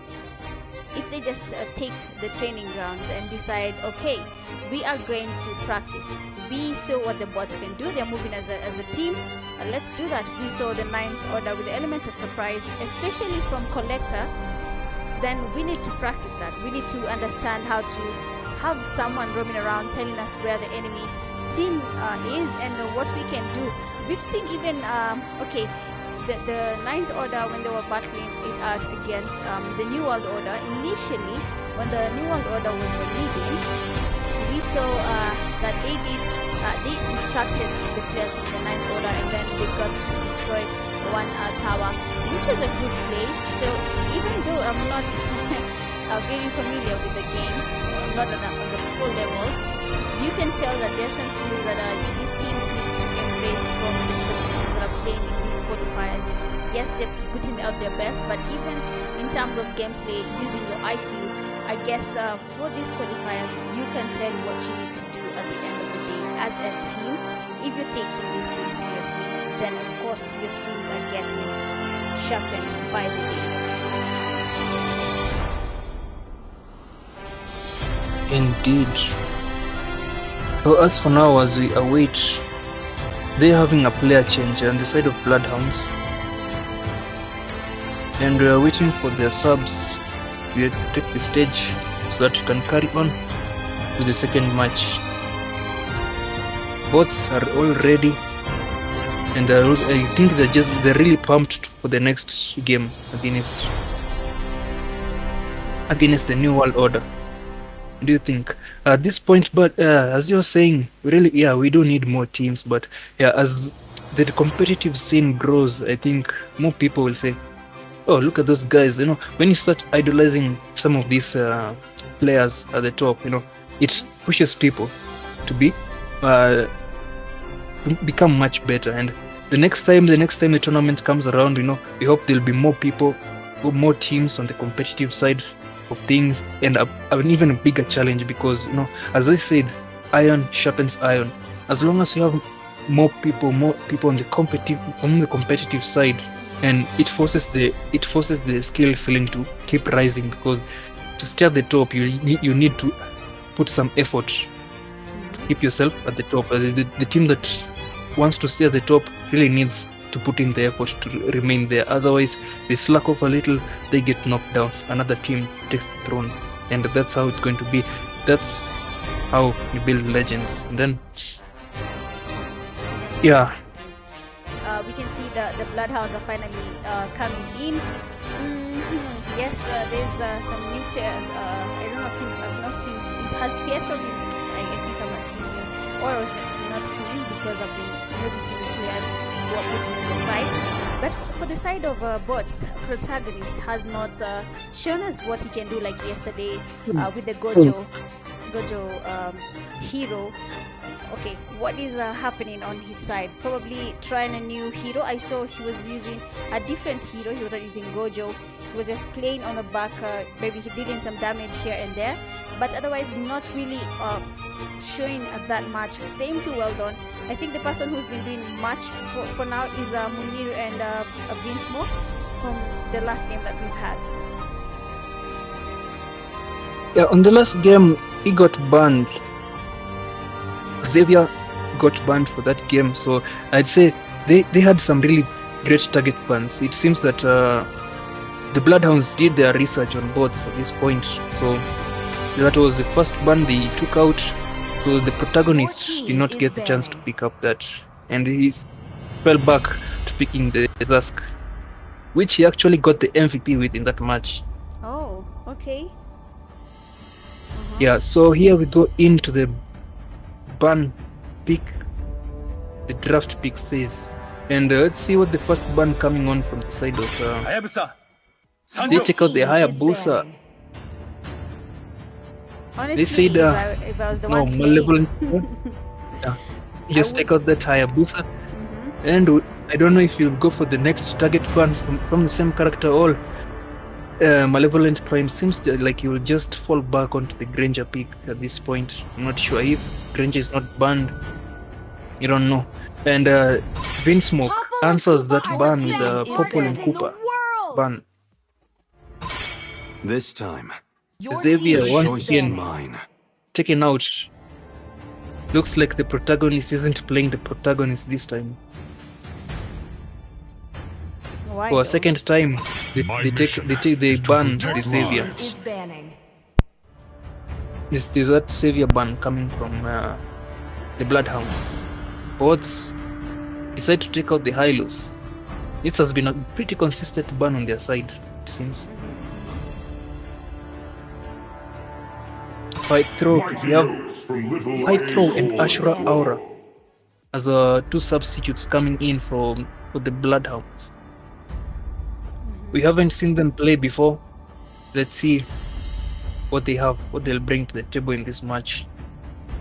Honestly, if I was playing this game and I noticed that my enemy, my opponent has strong heroes that they tend to pick, I tell my teammates, do everything you can to ban these heroes from playing in the game, because I mean, if I'm not good at the game, then I have to be smart at it. I don't have to be good, but being smart can also play a huge role when it comes to this fight. Yes.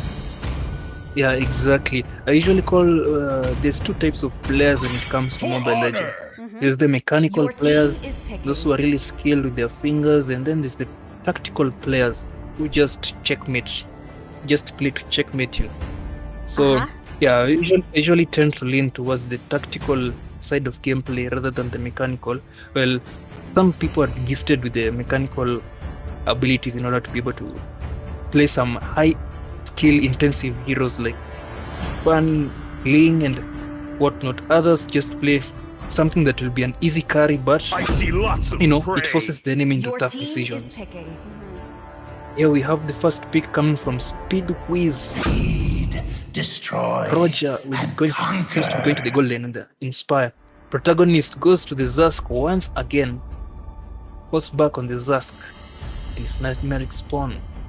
Windsmoke light me up and switches watch up with the the Munir world and gives him burn. the Expo. Guy with the last insanity, coaching the battlefield. What will be the answer coming from the side of the Bloodhounds? Edith, Rumble hovering over that Edith. Will he lock it down? I am the He priestess of locks it primal down. lightning, Alright. the hunter of all the evil gods. Pythro still thinking. He wants to go for the Gato Catcher. Gato Catcher, is he going to look? These are actually the base hero model. They haven't shown the skins yet. Really? These Okay, are I actually have a the- question. For Yeah. Mobile Legends, do the players invest in the game, like Muscle of getting iron. skins and all Your that? team of is steel. picking. Yeah, of course, the game has some really beautiful skins and also the collaboration skins, and I guess the company makes a lot of money from that because, yeah, looking good and kicking butt is something people actually care about a lot, especially when it comes to the higher ranks. In high rank lobby, you'll seldom see anyone without a skin, and some of them, some epic skins, special skins. Skins are categorized according to rarity, so their price actually differs according to their rarity. There is this collaboration skins, this collector Your skins. team is banning. I mean, and the amount you can spend on each skin differs, ranging from the most basic skin to the most expensive and the most flashiest skins. I mean, they can also serve what we call as mental, psychological intimidation. I think you see someone with a really expensive skin on the other side, you can say, "Oh, this guy, I'm sure he invested a lot of time in mastering this hero," and it comes with it brings the fear, somewhat of a fear to the enemy team because you have such a really expensive skin, a skin that a small percentage of players have, and they say, "No, this guy is actually really invested in this character, in this hero," and said, "Yeah, we gotta watch out for that guy." And I think this is why some people opt not to use some of the expensive skins because they tend to get focused down by the enemy before they can do much of anything. But at other times, you can see guys with the skins actually, it just sends some psychological signals to them. So this is it gets quite tactical in that matter. You see, you can use it as an intimidating tool. I see. Because as I explained, and as for this tournament lobby, and all skins are actually available to the players to use. That's one of the perks of the tournament lobby. Chivalry is dead. From Your team I is will banned. revive So it. at this point, while the draft picking, you can just see the base skin if they don't have any other skins, but the players are free to choose any skin they wish to play with. Butterflies born by So the next wind. time, guys, you hear All that, lanterns light. you guys have access to free skins which you don't even get trial cards for. Right here in the tournament lobby. So next time, make sure register for the tournament lobby and for the tournaments that are coming up. Yeah. So the dance, the draft pick, as it continues, we can see Lunox, two tanks, Tigreal, and that's a lot of tanks banned out. Need some These stitches? guys, tanks are still strong in this mode, even though it's the assassin meta. You can see the Hylos, Tigreal, and the Bellerica, they're all banned out in the usual target picks, and Zushin, the new mage. You see, it's a normal trend you usually see, where the new released hero is usually banned for some time before people actually figure a way to deal with that hero, to counter that hero and such. So they live on the ban section for quite some time. Is necessary. It is wise, no? Because if you Yeah. find someone who knows how to use a new skin very, very well, then New hero. leaving The that falling new stars hero, brought us here. leaving that new hero to play the game will be quite a disadvantage, because you don't know what to expect from this player. Even though you play the game for a while, but this is something new. Everyone, when it comes to something new, you have to be careful with it. It might the hero might launch something you don't even know what it is or how to counter it, and it's like you've put a loophole in your team if you haven't banned a new hero. Yeah, exactly. So here you see, Ashura Aura wants to pick up the Mattis. Something tells me that Mattis is his main Your team hero is of choice, 3,000 worlds. because we call this guy And not a single Ashura worthy is foe. closely related to the lore of Mattis. As we see on the side of bots, Leslie, Vinsmoke comes back with the Leslie, the one-shot queen, the headshot, the sniper in the game. Not the only one, because we have a Beatrix with the sniper, but Leslie is much easier to use, and the damage output is just insane on those lethal shots. Malevolent Prime closes in with the Kufra, that diving mummy, the bouncing ball that stops any dash skill from going through. So once he catches you in that bouncing ball, you cannot dash through him. You just get knocked up when you try to use any type of movement skill or blink skill. But judging from the picks here, like this match seems like it's going to be an interesting one. Okay, and we are here to see it, of course. It's the second game for this fixture, the bots, the Bloodhounds versus the bots. Already we have seen that the bots have taken the first win. Already they have a 1 out of 3. And for the Bloodhounds, they have 0 out of 3. They still stand a chance of, changing the narrative. I'm still vouching for the Bloodhounds because of the effort they're putting at this point. And if they can just prove everyone wrong, that they actually tried their level best, then I guess the bots will have to go back to the drawing board and figure out how is it possible for a team that just formed to take us and win a fight against us. Otherwise, this is a Global Esports Games for Mobile Legend Bang Bang National Qualifiers. If you're already in the live stream, make sure to hit the like button. Share the live to your friends. Come support your teams. I can already see bots have fans there. Even the Bloodhounds have someone cheering them on. So go ahead and share. Come support these teams, because this is not an easy game to play. It's a national qualifier. Trying to get slots in representing Kenya in the Global Esports Games is not an easy thing to do. But otherwise, let the game begin. We are in our second match, and I'm hoping to see good fights. That's my hope.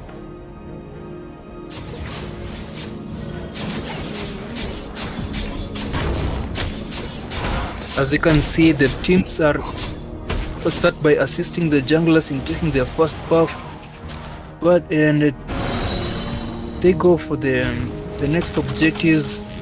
Standard rotations coming from the side of bots. Want to take down that lethal. It doesn't seem like the Bloodhounds are going to contest it. And Mattis goes straight for this next buff. Up there, it seems Spy Throw on that Gato Catcher and Weldon on the Mincetar. At this point, bots have two heroes that actually punish characters that rely on their dash, on their blink skills. But given that these are Mattis, and Mattis has his blink skill, the Mortal Coil, but he's immune to crowd control effects when he uses that. So they go straight in for the Roger, taking him down 3-on-1. He did not have any chance to react. Speed whizzed, taken down instantly. Bots looking for the next objectives, edging towards the enemy side of the jungle, while Matt is just keen on farming, getting that level 4, that he can get his decimate, that ultimate that resets upon getting a kill. Both still roaming around as 3 people. Malevolent Prime dives on to the Edith, the Gatwatch, pins him onto the wall, and the whole team just follows up and instantly takes him down. Even if he's a tank, there's no surviving damage from the 3 guys. Then bots are not giving them any room to breathe. Malevolent still trying to dive them out. At this point, there's nothing they can do. Bots showing a dominant gameplay right from the first minute. And now they have 3 kills. Protagonist comes and just collects the purple buff, denying Ashura or that buff. This is quite interesting to see. Bots are going all out. It's not even 3 minutes in, it's just 2 minutes in, and you can see that they are making it hard for Bloodhounds. They're moving around, going towards them. They're not even waiting for the Bloodhounds to come towards them. It's literally the opposite of everything. So it's like they're taking the game easy. They're just saying, okay, this is not as hard as it looks. Even on the upper side, I could see people, the bots going for one of the players from Bloodhounds. Even right now on this the lower side here, we have been pushed by the bots there. They're going all out of him. I mean, bots are not letting Bloodhounds have a easy time for this game. It's like they have decided they want to make another record, having a short game. Previous one was 9 minutes, but Troy, do you think this one will be shorter or longer with how things have started as of now? The way things are going, I'm just seeing this game being much shorter, if not by half. Just look at the dominant gameplay. It is 3 minutes and these guys are already fighting in the enemy half much of the game. And they're well pushing. done and Pythro up there just playing a chill game. He doesn't seem... Oh, Weldon gets caught out by the Ashura Aura, but he puts down his ultimate, but it will not be able to do anything at this point. He pushed his luck a bit too far, although I don't think that will give the Bloodhounds much headway, because in the XP lane, it is not much of an impact at this point. They need to go for the core carries of the team, and as they have been focusing Speed Whiz down there, trying to zone him out from his tower, trying to zone him out from his farm so that he doesn't get farmed. At this point, Leslie is pretty much 1 level ahead, almost 2 levels. Up top, there's a fight going on. They just managed to successfully zone out both, and then they managed to zone out the Bloodhounds, and they just can't do anything at this point. With Zask way inside his ultimate, they cannot attack him at that point. He's just dealing damage to them, but they cannot take it down fast enough, or they take way too much damage. And this is just a dominant game on the side of bots. And even with a strong hero like Mattis, it doesn't seem like they'll be able to get. Malevolent Prime jumps in but gets flipped over the head by Edith and then knocked up. He just got stunned within tower range. It took a lot of tower shots and he will be taken down much easily. very easily, but This yeah, might this is be the power of shorter. control. Yeah, it is. It is. You can see how they are moving back and forth. Of course, when I look at this side, something is happening on this other side. Like they are not letting these players from Bloodhounds have an easy time. You can see what is happening to Aura, and it has been taken. Again, the other players from Bloodhounds are joining in. Rumble and Sidekick are trying to protect the tower here, but everyone is just getting taken. Rumble has been taken. Sidekick is also low, and they're still going in for that push from this guy. He's low. Killing spree. This is good. It's actually Another a good game. headshot from Winsmoke on that Leslie. Yeah, it seems like it will be a shorter game. How many towers down? 3. Make that 4 as well done on that means it clears the top side and gets away. It doesn't want to stay close to that Ashura Aura, because the moment his HP is below 30%, it will just be a direct kill from that decimate on the Martis. And Kufra jumps right in, stuns 2 people onto the tower, with their own tower. Protagonist with the spawn just being something unbeatable, something they cannot deal with. There's just too much survivability on the side of bots. They can just get in and get out as they please. It's like they have multiple lives with them. Oh, Weldon gets caught out. He drops the field with the ultimate before he dies. And it doesn't. It slows down the Martis and enables the team to get the kill on him. Yeah, so even as this fight is happening, someone here was destroyed in the tower. Got gone. Winsmoke. Winsmoke just farming, looking to get those lethal shots to do even much more damage. To hurt like a headshot, man. That's true damage, and it only gets worse as the game goes on. As she gets items, just deals a lot more damage.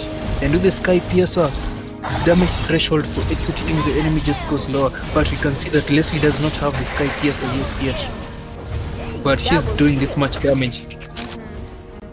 Those lethal shots, anyone who's low HP in front of that just gets shot out. You can Sent see back. Malevolent is doing the same thing as Collector. He's doing the same thing there. He's just holding it out.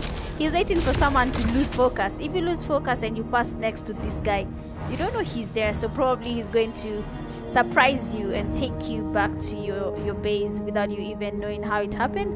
Because what I'm noticing is that these heroes are taking out the players real fast, and even before you can understand what is happening, someone has already been slain, just like that. It's happening too fast. Yeah, the engage is engaging right where the team is just ready for that engage on the Kufa. This is actually one of the roles of the tanks. Just wait. Once he engages on there, and he's got a lot of crowd control. Once they dive, hit wall. It just pulls everyone onto a wall. If he stuns at least 3 people, that fight is just gone.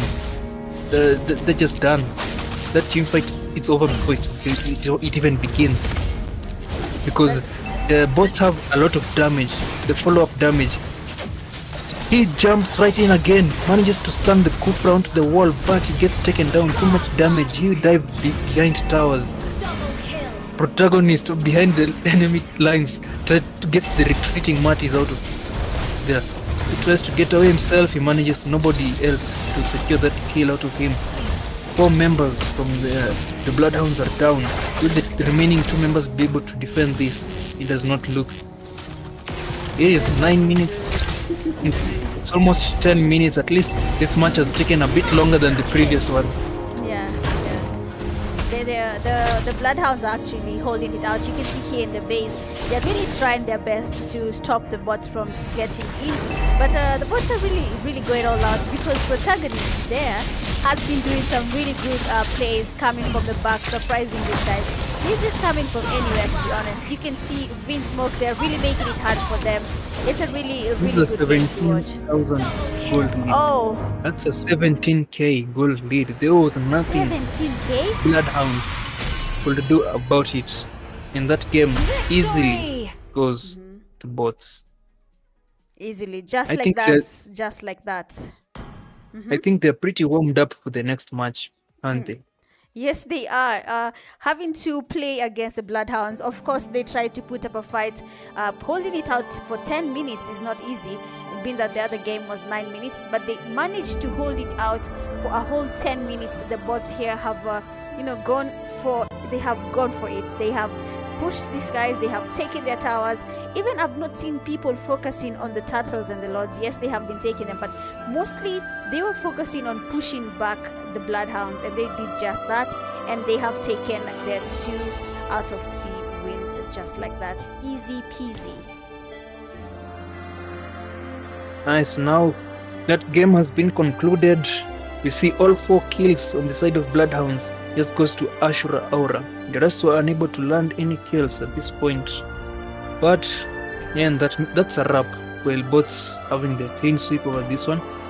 Now stay tuned for the next round of matches, which is between bots and the Ninth Order. We'll be seeing you guys in a few. Of course, do not go anywhere as the Ninth Order join the bots in the lobby for in the next few minutes, I believe, Troy. We're giving them a break of 15 minutes, and we'll be and we can start the next fixture. All right, see you guys in a few. Enjoy the GEG video that I'm putting up for you guys.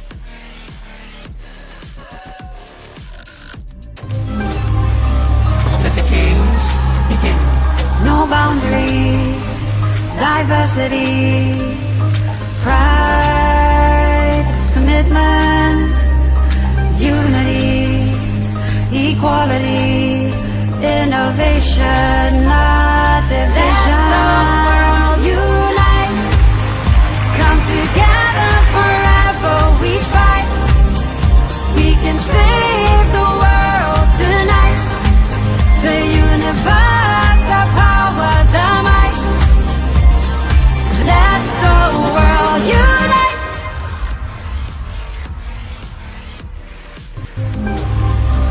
Let the games begin.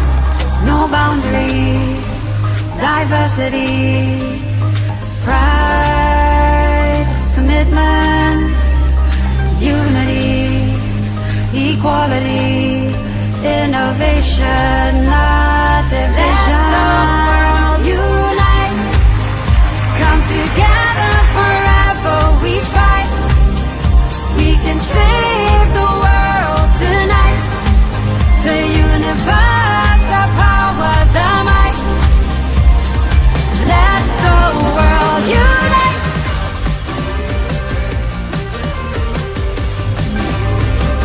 Let the games begin.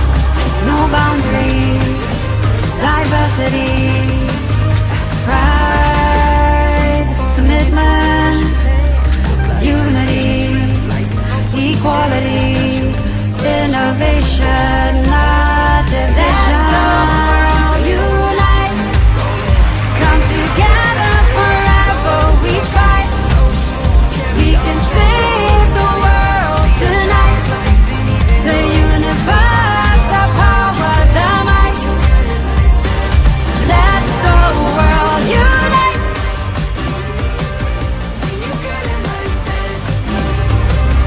Let the games begin.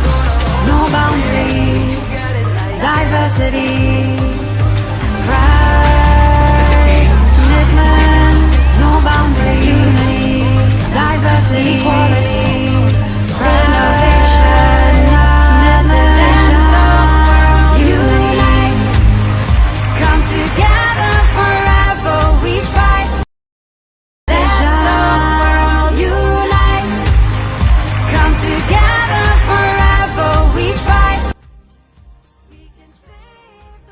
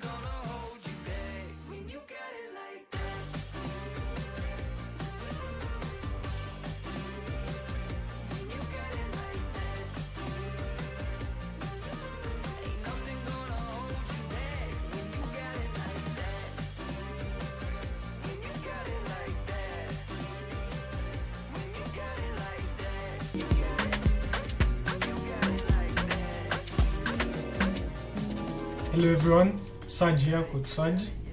I mainly coach Dota 2, Battle Royale games like PUBG, Fortnite, and so on, and a little bit of Rocket League.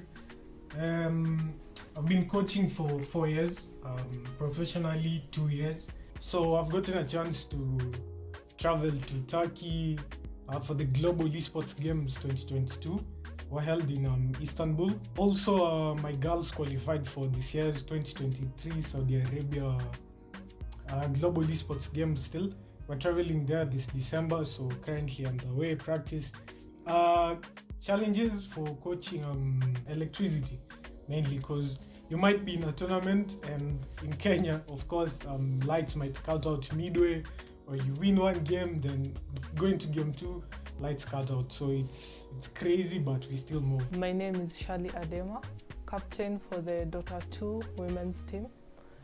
This year, we played against Namibia in the Global Esports African Qualifiers, and we managed to beat them and got a chance to represent Kenya this December in Saudi Arabia. Last year we were in Turkey and we represent Kenya well. So this year we want to go and make an impact, of course, and even try to be the best in that competition.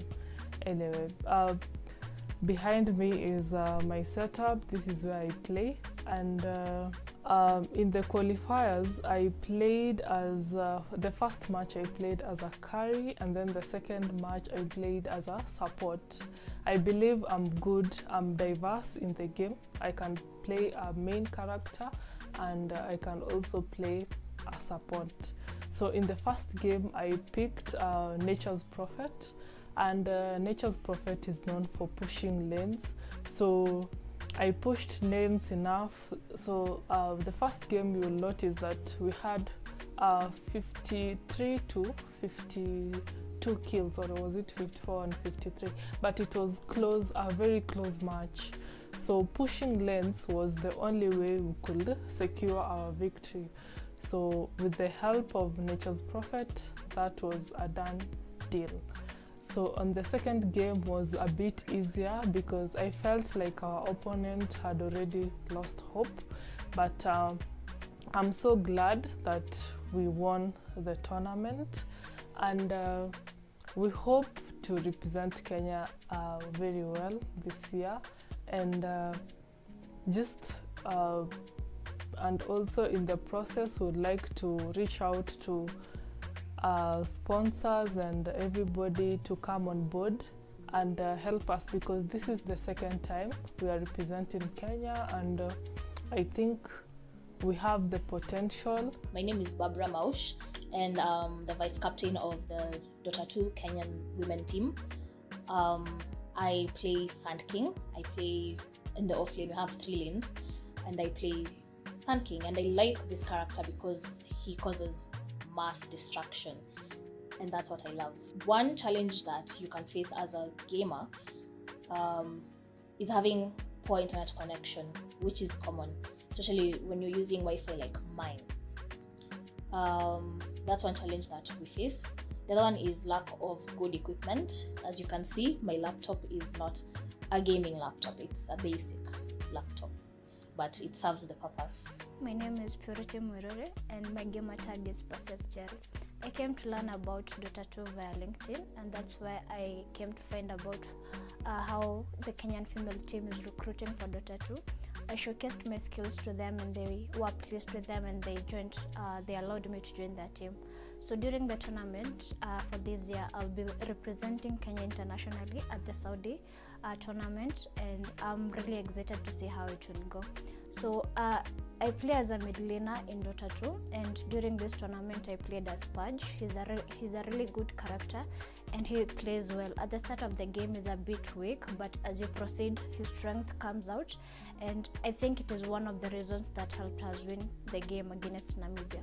Also during training, I usually train with the team from 9 p.m. to around midnight, but over the weekends, since some of them live close by, I'm able to meet up with them, sit down, strategize, play different games to see how different strategies are working, And when everything goes well, we play a complete game to see how the strategies are working out. I feel that I'll be able to work with the team well during this tournament, and we're going to come back with something and hopefully represent Kenya in an awesome way. So see you guys there. My name is Sandra.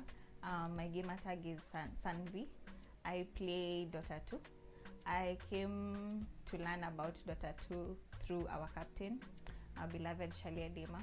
She introduced me to Dota. I've been playing since last year, and I decided to do it professionally this year. I usually train with my sister and sometimes Purity at home, and during our national qualifiers I played hard supports, Dazzle, and I'm really excited to be representing Kenya for the first time this year at the Global Esports in Saudi Arabia, Riyadh. My name is Nkasa. I'm a Kenyan female esports athlete. I go by the gamer tag Aliso.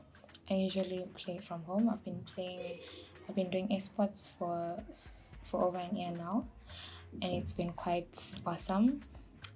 During the qualifiers, I played as Bursa because I believe he was a good matchup, and also I look forward to show my prowess in the international tournament this coming December in Saudi Arabia. Some of the challenges I face as an esports athlete is, one is internet.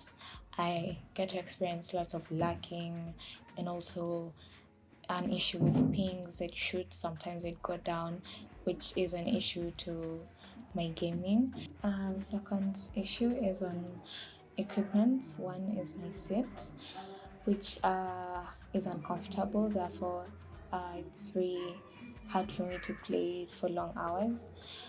Secondly, my PC, it's not a gaming PC, and also the equipment that I use other than the PC, my mouse and my headset are all fake. They are prone to getting destroyed at any time. Therefore, also replacing these equipments can be very hectic, including the capital and the time and the energy that I'm gonna use for its replacements.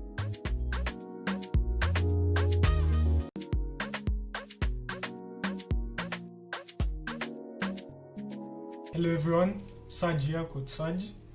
I mainly coach Dota 2, Battle Royale games like PUBG, Fortnite, and so on, and a little bit of Rocket League.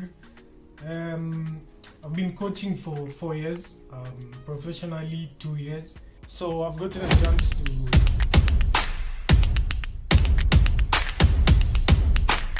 Hello guys, my name is Mary. I'm also known as Maria.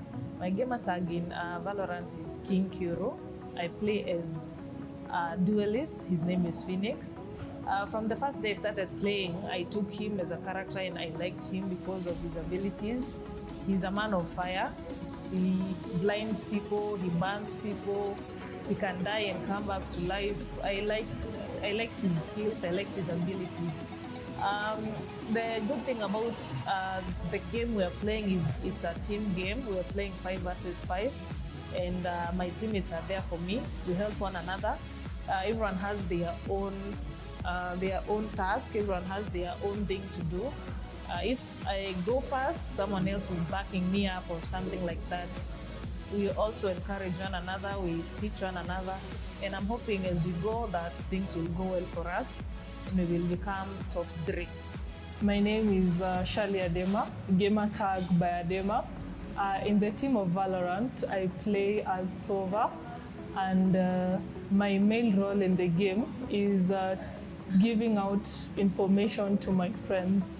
Sova has a recoil, has a dart that goes and finds people in the map and basically give people information so that the team can plant and all. We are here because we won our Afro-Arab League, Esports League, and as I remember, we had a challenge. We slept at 5 a.m., but the game at 3 a.m., I was already sleepy. I was supposed to burn the map Fracture, and I picked it, which made us lose the first round, but we came together and we eventually won the tournament. So I hope that mistake won't come back, and I am so glad we are going to Saudi. So now it's not all about qualifiers, it's about winning the money in Saudi Arabia. My name is Barbara Maush Munai, aka Hatch Huntress. My character, she's called Sage. She is the main character. Without Sage, my teammates will die instantly. So basically, I heal them. I put up walls to block enemies from certain territories. We competed in the African qualifiers against 4 other African countries. That was Nigeria, Senegal, Ghana, and Cameroon. And it was quite intense because in one night, we'd have like 3 back-to-back games, and we even slept at like 5 a.m. competing in these games. So we are glad that tumefika hapa, we're good to go. We are still training, but we are happy that we are representing Kenya. My name is Elina. My gamer tag is Mali. I play Valorant, and I'm so glad that we qualified to go play in Riyadh. We're representing Kenya. So basically, in the game, I play Brimstone, and Brimstone is a controller.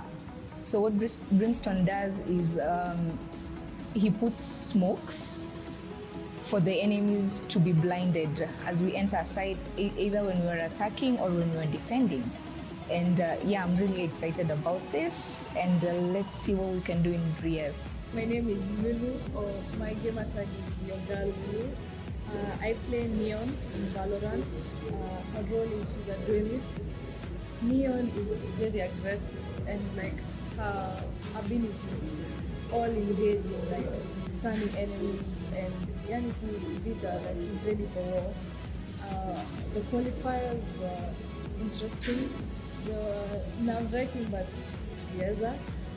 What's motivating me to go to Riyadh is your title, just the title itself. If we win or when we win, it's that title, yeah, Kenya won the Riyadh competition, yeah.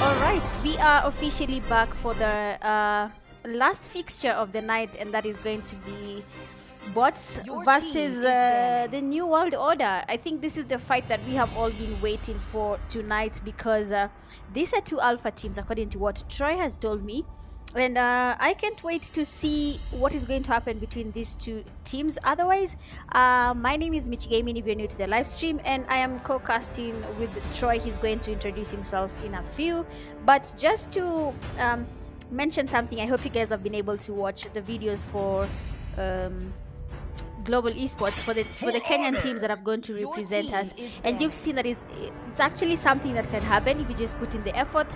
You can be amongst the teams that go to represent us in the Global Esports Games, and I'm hoping the Mobile Legend, the Bang Bang community is seeing this, and they're going to work towards being the teams that are going to represent us this year.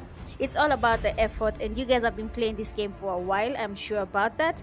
And I think you can do it. You can represent Kenya. You just have to put in the effort that you have been putting all year long to be here tonight. Otherwise, let Troy introduce himself, and we can continue with tonight's games. A weapon.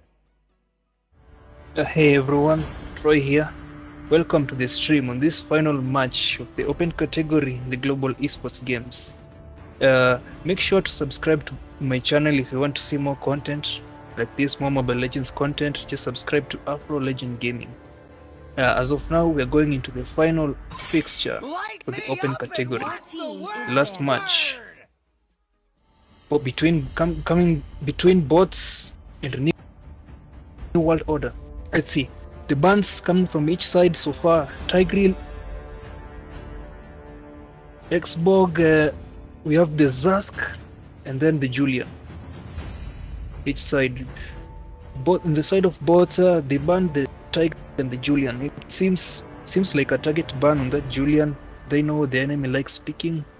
And as for New World Order, the Xborg and the Zask, they saw they don't want to give protagonist that Zask once again. It seems Zask so far has a 100% win rate in this series, because we've seen it being picked 3 times now. Twice by protagonist, and once or twice by collector as he was playing. And now it has been banned out. It seems like such an oppressive pick. And now, well, have bots just skipped their 3rd ban, or what?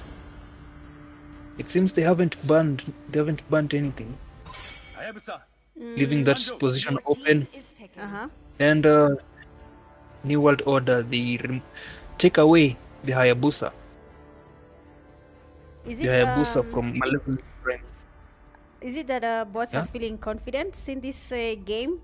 They're not. Are they confident? Do they feel like they can take this fight with how they're picking the heroes? Do you think they are playing from a point of we know how good we are, and the heroes we're picking is just to confirm what we can do? Is that what they're doing with the heroes they're taking and the bans they're picking as of now? Same to the New World Order. What is your take on what they're doing, the bans and the heroes they're picking?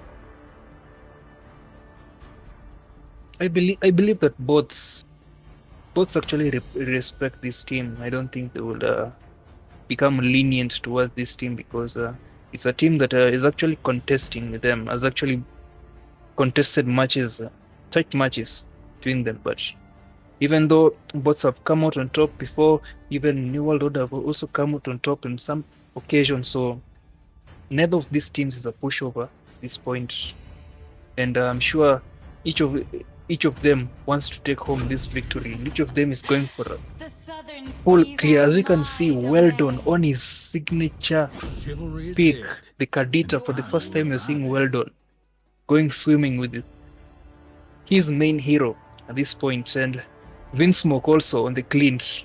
Yeah, these guys are going all out, I can tell you. So seems the skipped ban was probably an oversight, or perhaps someone wasn't paying attention, or the time was just too fast.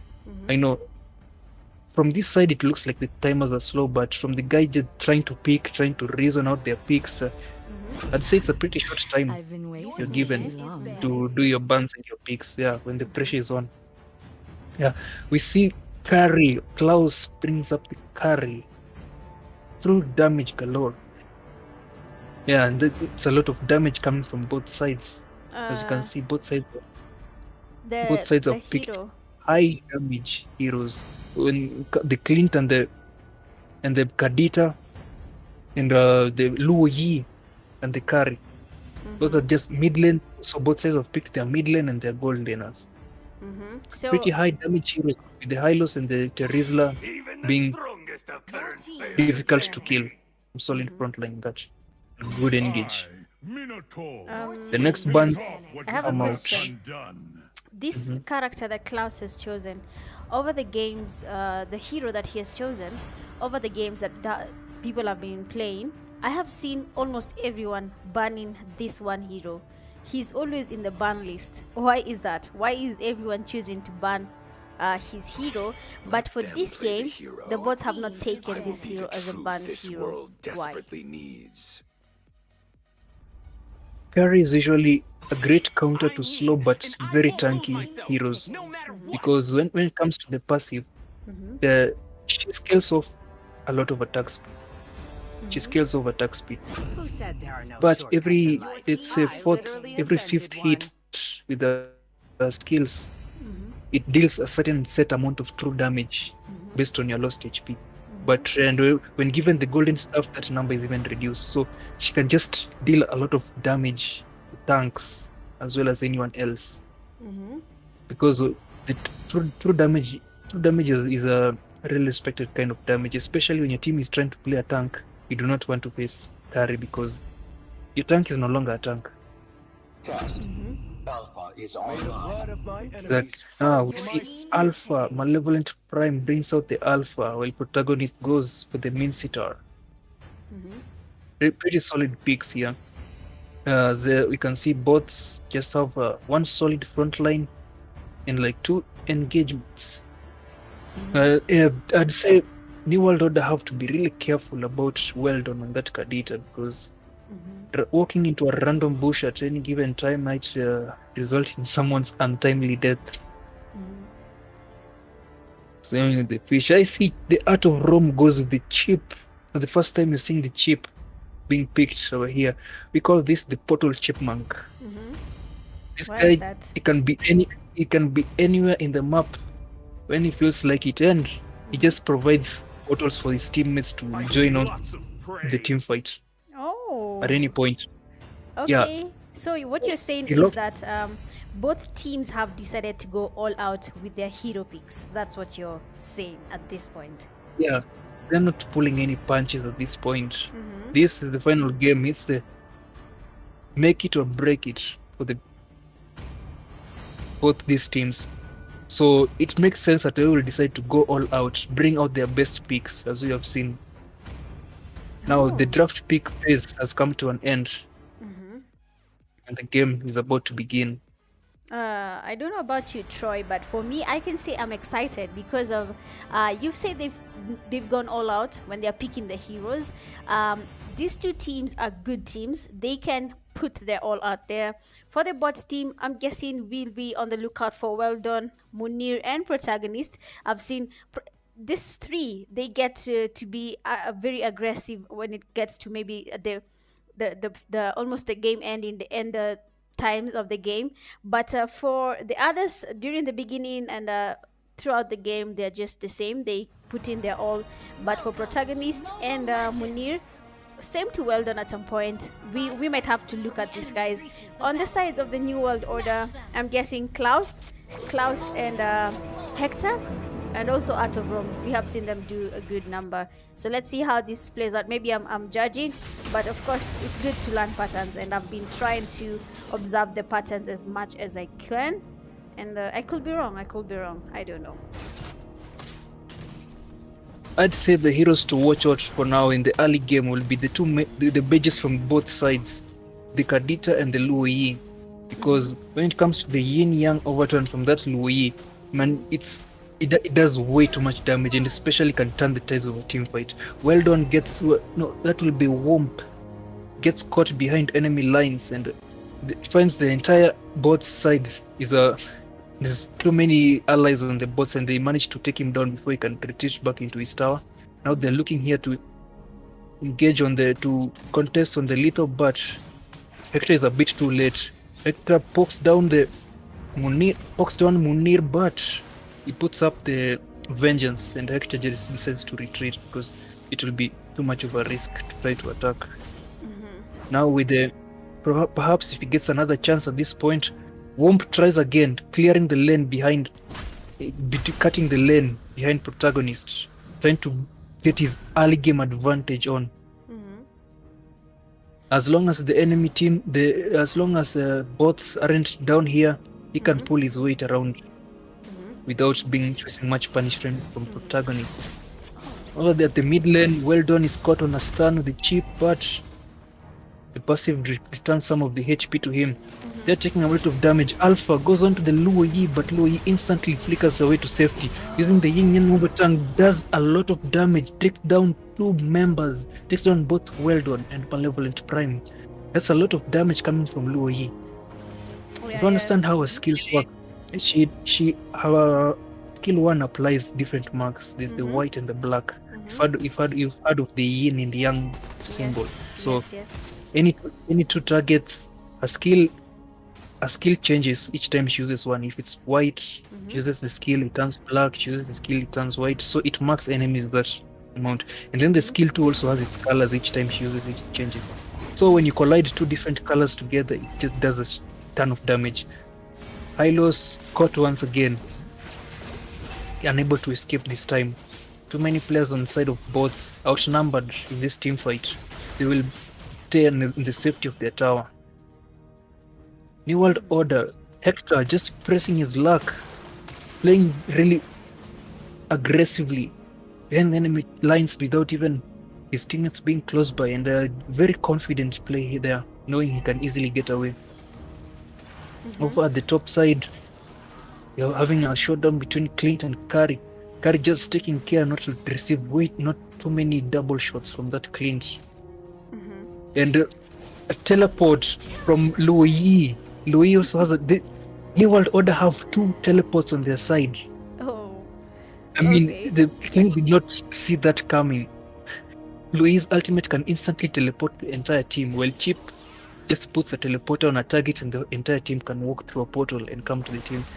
So there's a lot of mobility coming on from the side of New World Order. That's a really strong draft coming from New World Order. I mean, at this point you're realizing they're 4 kills ahead. You can even tell they're really going all out with everything that they're doing at this point. They're not even taking L's. They're not taking any L's at all. They're going for the fights, which is a good thing, to be honest. Bots are really good when it comes towards the end of the game. They start pushing and going all out, and then now for New World Order, I can see that they're going just all out from the word go. From the beginning, you can see what is happening even in the gold lane here. We gets caught out, but in 2 back-to-back crowd control, there was no hope of escaping. Now Terizla Womp gets 3 people with the penalty zone, but they retreat into the safety of the tower. He would be too low to be able to get away. Just picked the fight at the wrong place right there. Hector just going in, takes down 2 people who were trying to chase him, but they couldn't take him down easily.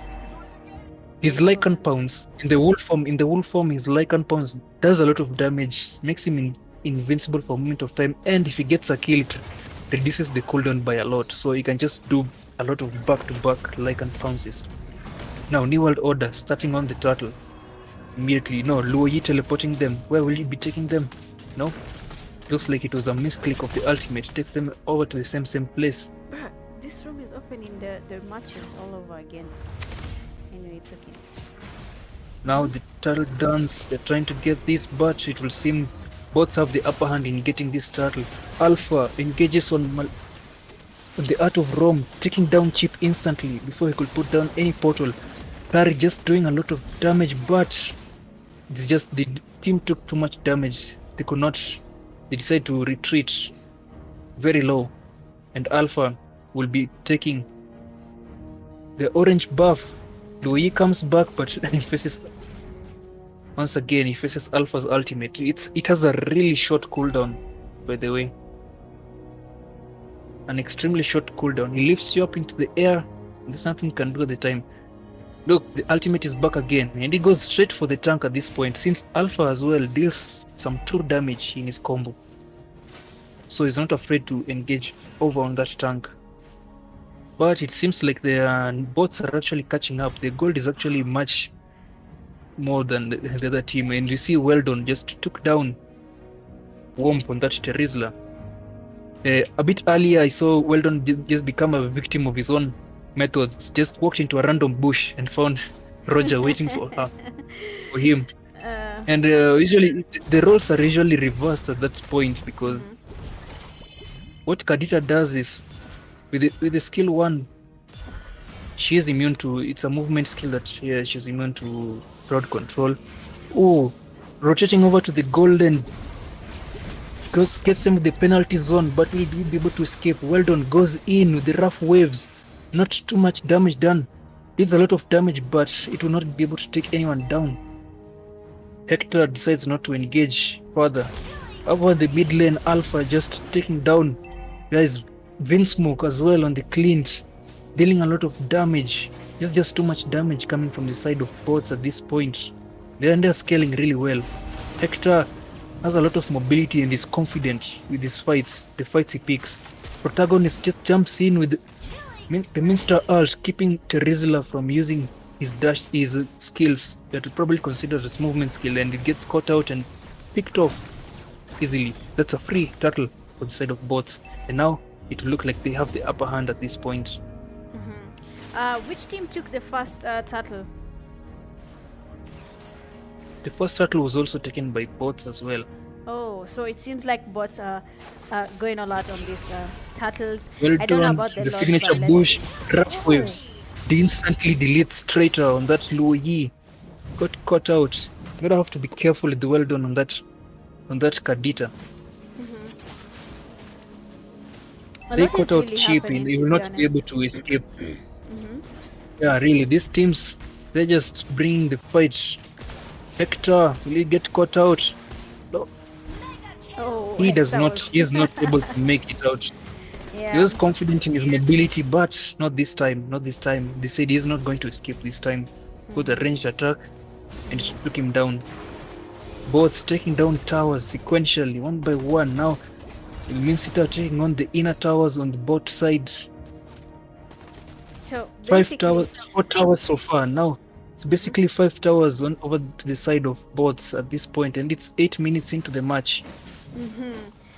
Also, protagonist fearlessly engages onto Womp on that Terizla, but Kadita gets shut down before she's able to do a combo on the rough waves. Gets instantly deleted. Oh, it's not going so well for Weldon over here. It's really not going well for anyone, to be honest. From the New World Order specifically, they're playing aggressively, that's true. But when it comes to the bots, they're really ganking these players from New World Order. As a team, they're not even letting anyone have the time to breathe.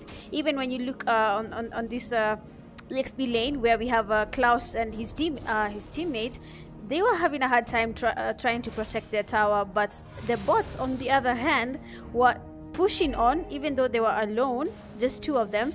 But somehow they just, changed their mind, probably a direction from one of their leaders, telling them to not engage at this point. Maybe the IGL.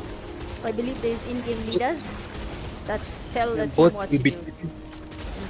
Yeah, I would say each squad has its own dynamics, and it will seem that bots sneaked a lot, and before the New World Order could react, the load was gone, and they dropped in using Luoyi's teleport, but they just jumped into an ambush and lost 2 members while the rest retreated. Oh. Cheap gets caught out by Weldon, and he was really low. He was trying to retreat from the fight that was just happened. He was retreating, and one of the players from bots spotted him and decided to chase him, and they got that kill on him as he was trying to retreat. Quite unfortunate on his end. But as we can see how the game is going, it seems like the bots have finally been able to push New World Order back to their base. literally pushing, because that's what they've been doing from the beginning of the game. They weren't even taking L's at all. They were not even taking their sweet time to maybe master their opponent. All they've done from the beginning of the game is just move towards their enemy team. Yeah, they're going for full map control play over here, and they're taking those towers sequentially. Now all the towers are all the inner and outer towers are gone, leaving only the base inhibitor towers. Mincetor tries to get away while the carry backs up Terizla, but so nobody falls from that, and that's a lot of attack speed coming from protagonist. He got a lot of attack speed at the moment now. That's why he's not shy on facing the Terizla in that, because Terizla becomes really tanky, and he's got some lifesteal. Well done once again with that rough waves, goes straight for that play against Hector, takes him down instantly with the knock up, and then double kill. Shut once down. again another one gets shut down by Carry.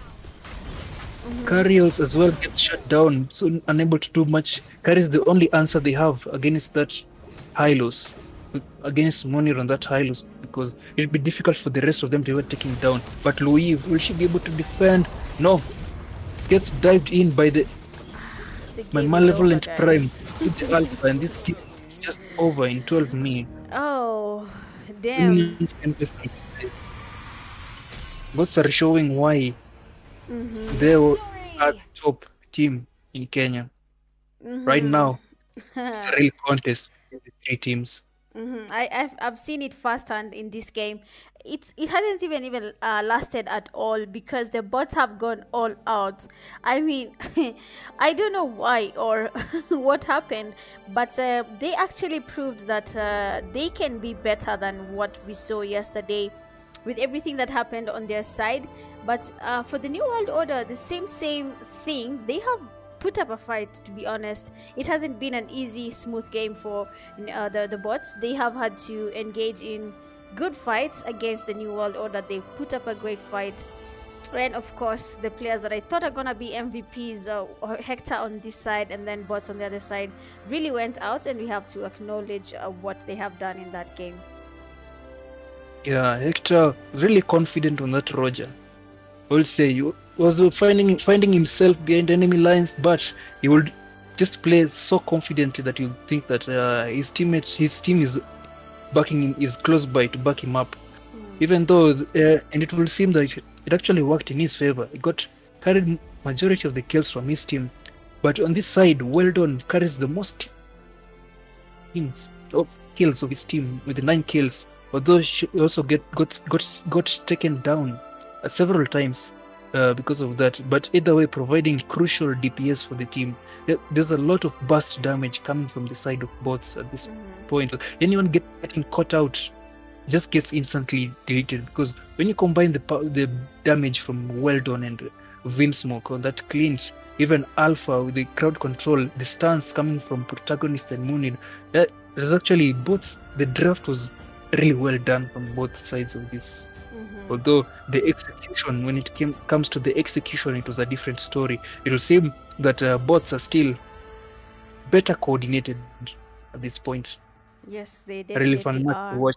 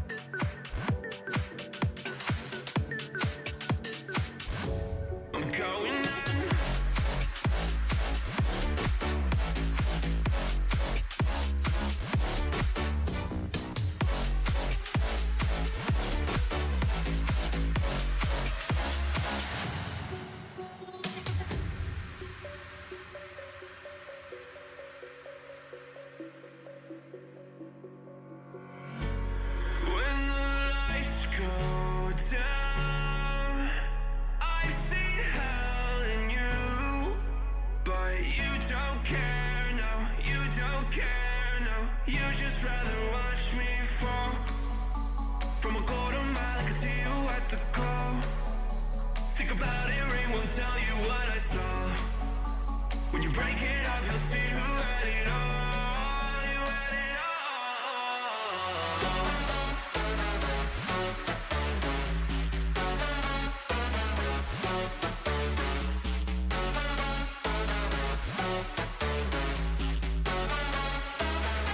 You said you wanted to fall into oblivion. Forget about the world we're living in. Fall into oblivion, oblivion. Oh, go in.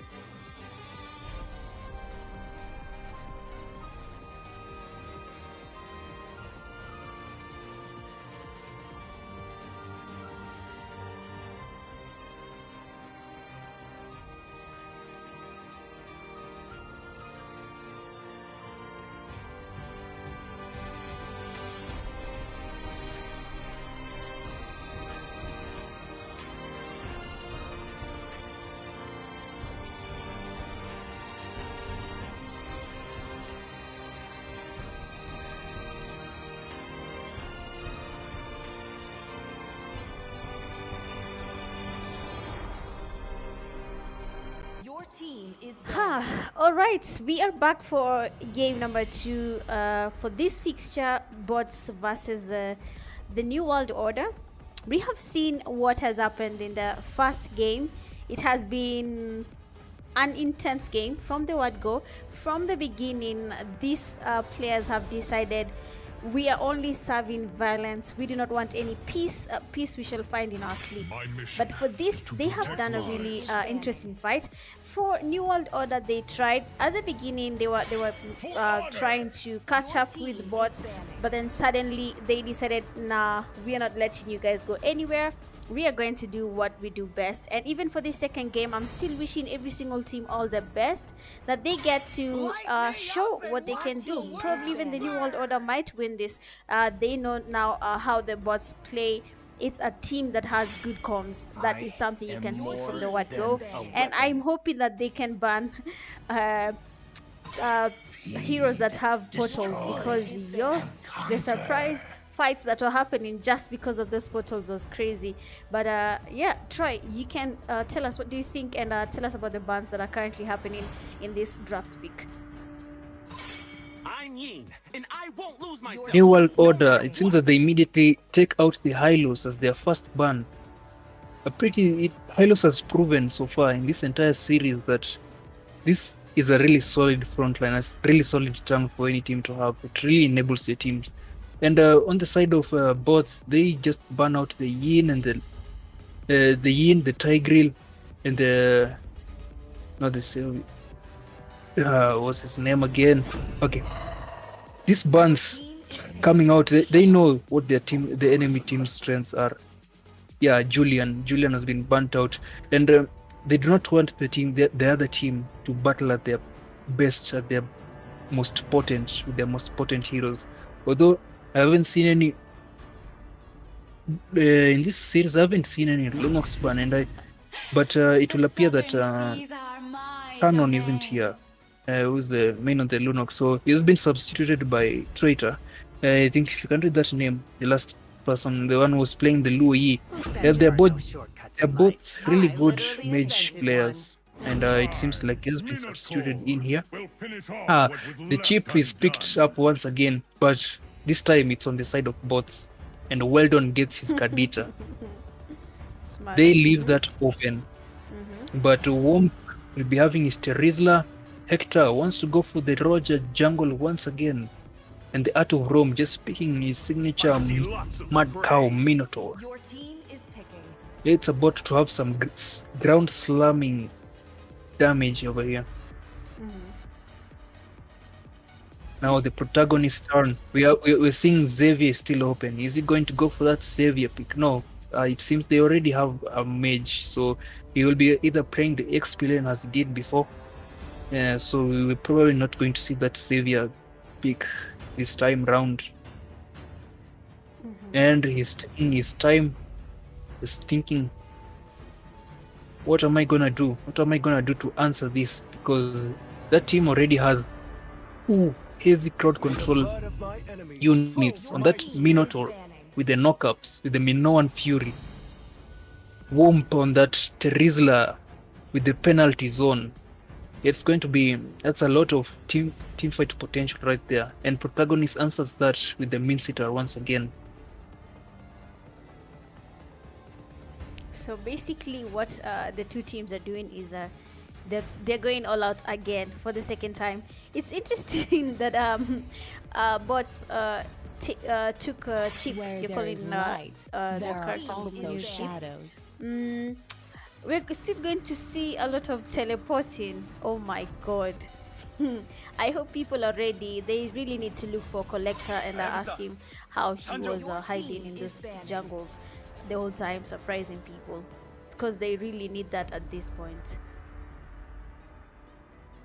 Yeah, Chip just becomes really terrifying with those shortcuts, especially if the team is heavily focused on team fights, because the teams are always ready. In fact, in the early game, if you have some really good early game heroes, he just sets up really solid ganks, because he just locks on with the portal one time, the shortcut, and the portal opens up for every other teammate around the map, and they can easily just drop by through that portal and catch someone. And it's basically a potential team fight anywhere Chip goes, because he can take anyone from either lane, even from the other corner of the map, and they will instantly be able to join the fight. And that's also scary about this guy, especially when paired with those early game team fight oriented heroes. Give me a target. New World Order ban out the Leslie, denying it from Vinsmoke. There are no, those little shots can be a problem to deal with, especially once the Leslie has really scaled and gotten a lot of items, because that's just some easy executions in the early game. Levelant Prime goes for the Alpha once again. It seems like they're going for a lot of the same picks. I don't know what they say. If it ain't broke, don't fix it. And Klaus here, thinking of going for the Claude. Will he lock it down? He switches up to Hanabi. He's still taking his time, thinking, what am I going to answer this with? He hovers over the Moscow. Still thinking. He decides to settle for the Claude. Some good mobility and tank. He's going for the Aegis. Some usually play the Claude with Vengeance, others with Inspire, others with Flicker. He's a very flexible marksman, if I do say so. Extremely flexible. Your team is picking. And here, Traitor picks up the gold, seeing as there's no heavy dive from the enemy team. God can be a really strong pick in this situation. Enemy team doesn't have very many assassins aside from the Kadita. God just seems to be able to have the potential to become a really big bother for the rest of this team. I've been waiting for too long. Curry gets locked down. by Vinsmoke as the last pick. This is the first time you're seeing him pick up that carry. It has switched sides this time as it was picked by Claude in the first game. So now the second game begins. Will bots take a clean sweep victory over New World Order? Or will New World Order stay in the game and take us to the third match? Game 2 begins.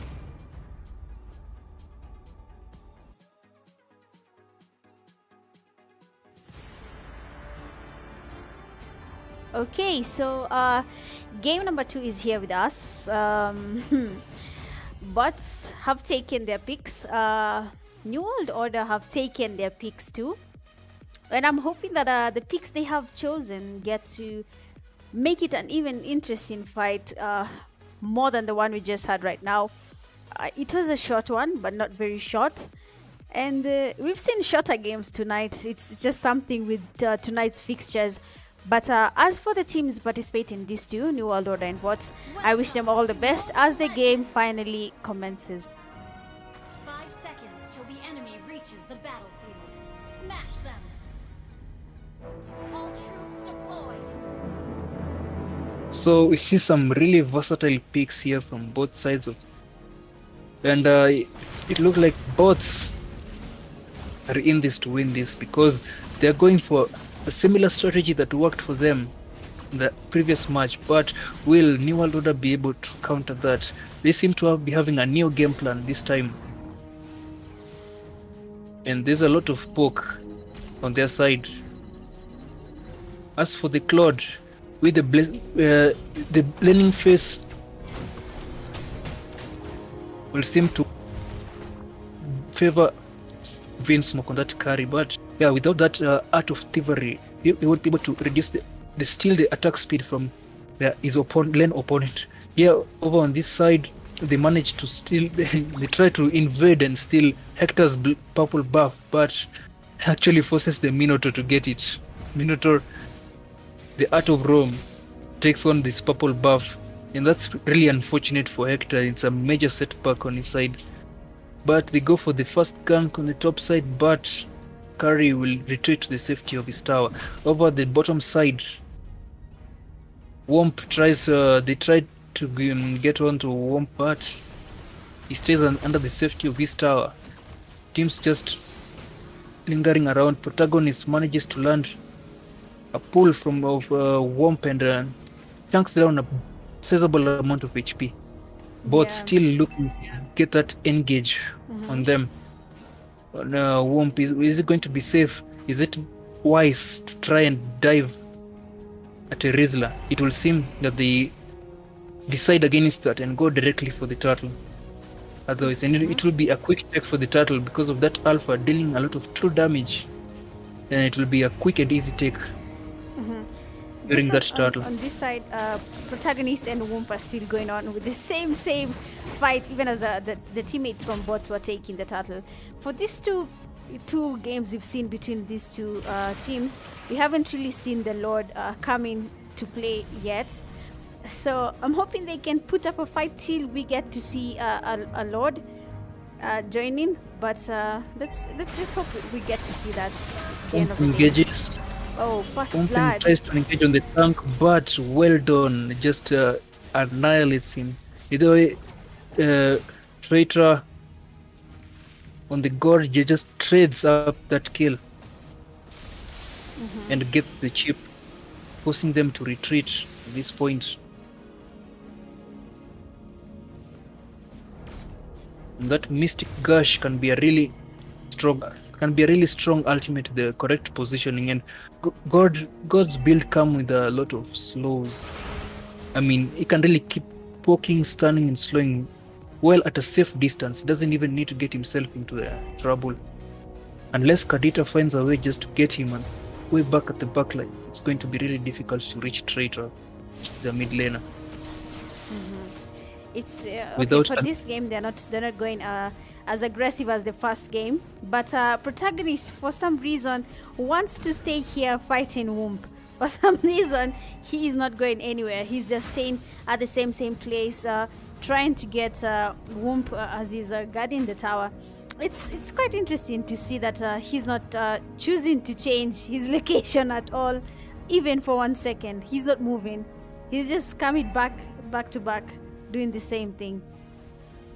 Yeah, for the early game, they usually have to stick. Some heroes really need their farms, so they have to make sure they clear each and every minion with in order to get their gold and they get their items up really well. So this is mostly true for the side lanes. When it comes to the XP lane and the gold lane, they really need. They usually don't leave their lane for much of the early game, except when it comes to contesting these objectives. In the mid lane team fights, Wump actually tries to catches up.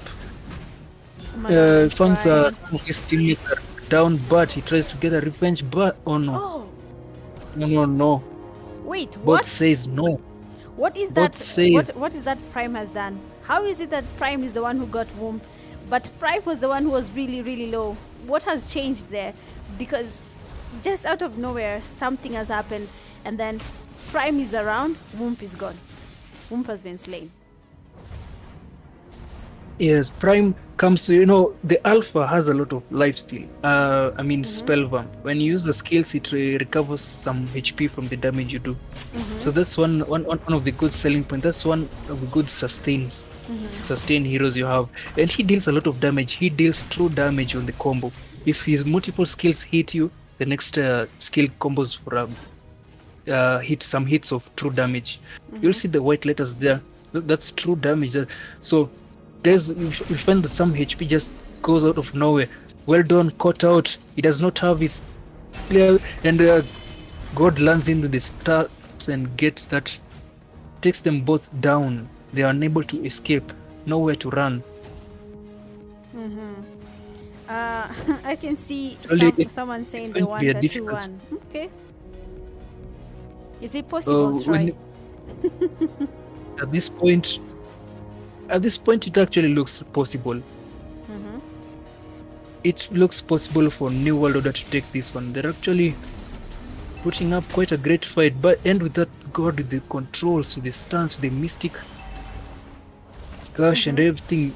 And as long as if he keeps getting more items, he does a lot of passive damage, because the good thing with him, as a mage, as a backline mage, he can cast his skills while moving, and he has a lot of stance and slow, so it's a good control for the enemy. He walks into a bush, but Weldon will be spotted before he enters the bush, so no surprise attacks coming from Weldon here.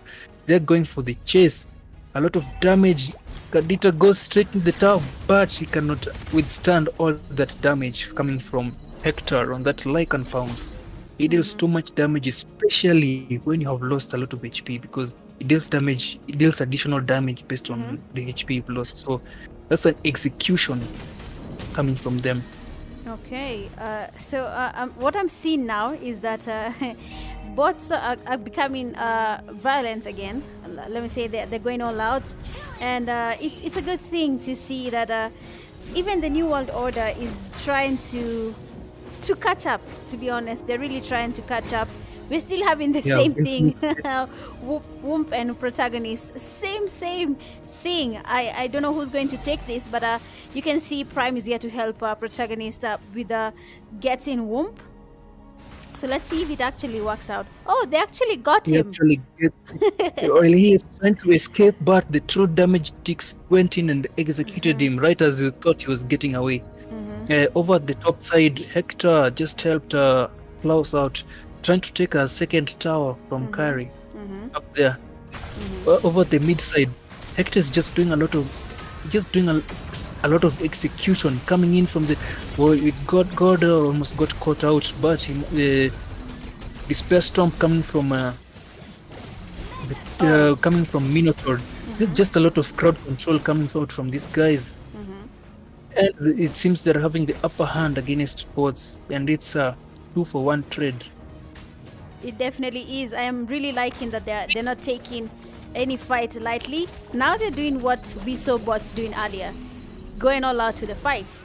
If they're engaging in any fight, they'll go all out. Same now we're seeing Munir trying to deal some damage here in the mid lane. But then again, Rome is still around to give him some cover. You can see Wump lingering around. It's quite a good play to watch.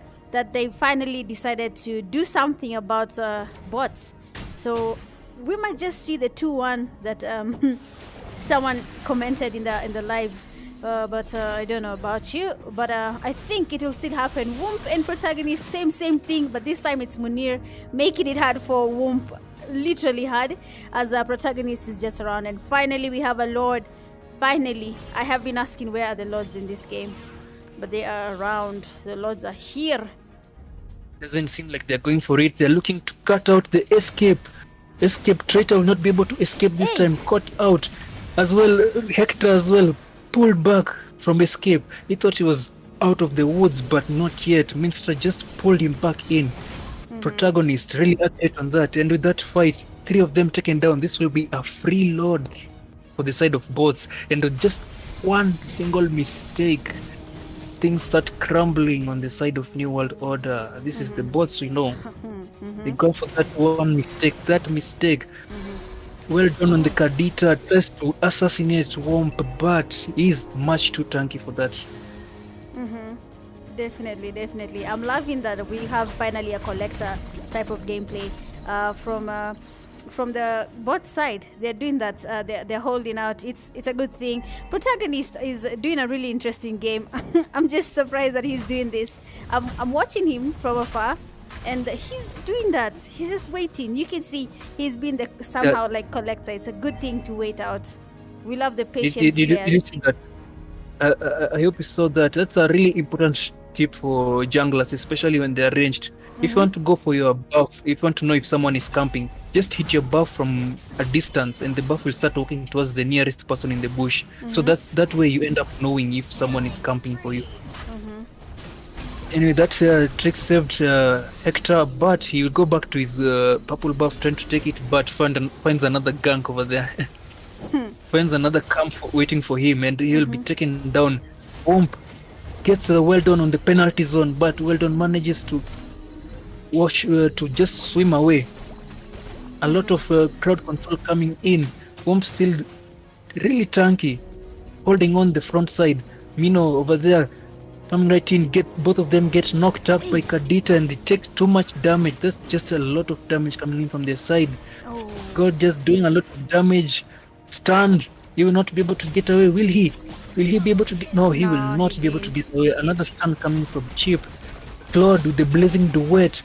Not enough damage. He gets taken down as well, trying to get that double kill. New World Order still forced on the defensive here, with the Protagonist trying to take down that lower tower, that golden tower inhibitor. But Hector is back here to defend. And Malevolent Prime looking to ultimate, but he decides to use the ultimate to get out of the Minoan Fury. Protagonist on the ultimate tries to, and both of them, all of them managed to get away with the Alpha. Just he will not be able to get out of that. His ultimate just a little short of going over the wall. If he went over the wall, he would have easily gotten away, but he just found out the range. Nope, the range didn't allow that. He found himself on the wrong side of the wall, and at the mercy of the New World Order. Now New World Order, 5 of them trying to take out this mid tower. Let's go. Just poking, but there are no minions. There are no minions for them to engage into this tower. And they will not be able to take it down. But will they keep going for it, or will they start taking the Lord? Yeah, Womp here trying to take the Lord, starting the Lord while fights are just going on. Oh, being smoked down. It's actually a good thing to watch that now the New World Order is going all out. I am loving this. They're not letting the bots do anything, but some character called Weldon, or rather the player called Weldon, is really doing a good job there. You can see, oh, Klaus got it, meaning the New World Order got the Lord. Oh my days. Troy, this is the game you were looking for. This one is that game. This match is probably going to the 3rd game. Oh no. New World Order get wiped out. Probably not. Well, they're going to end here and now. These guys are going to end. They got the Lord, but it's a wipeout. Even before the Lord spawns, they put down phase. They have been wiped. They took the Lord, but at what cost? At what cost? At what cost? New World Order. Oh my days. I thought this is the fight we wanted. It's a close game, but both are just an edge, a step ahead, an inch ahead of the competition. It was a really good game, in fact. New World Order put up a really good fight, and both took home full points for this game, for this fixture. Yeah, we actually have to acknowledge what the bots have done. To be honest, that was really good. Honestly, bots, I thought that the New World Order was going to take this game. They really put in that fight. They went for the Lord. They tried to take the turtles. I mean, this game was going sideways. Troy, we were saying, is this the fight we're looking for? And even before we could finish saying it is the fight we were looking for, bots proved us wrong by taking out the whole team, New World Order's right team. After the Lord. Immediately they took the Lord, Troy. That is not a good thing to see. Must be sad for them, to be honest, after putting all that fight. Must be sad. Yes. Indeed, even if one person survived to try and defend, I don't think they would have done anything much because too many members of bots were still alive, and especially well done on that Kadita. I mean, there's a lot of heavy damage coming from this. They have two true damage heroes, so even as the side of New World Order a bit chunky, Claude, we didn't see much of the Claude gameplay. Traitor on that god was doing a really good job. Dealing damage out from way behind. But as soon as he kept getting caught on the back line, then the formation just falls apart.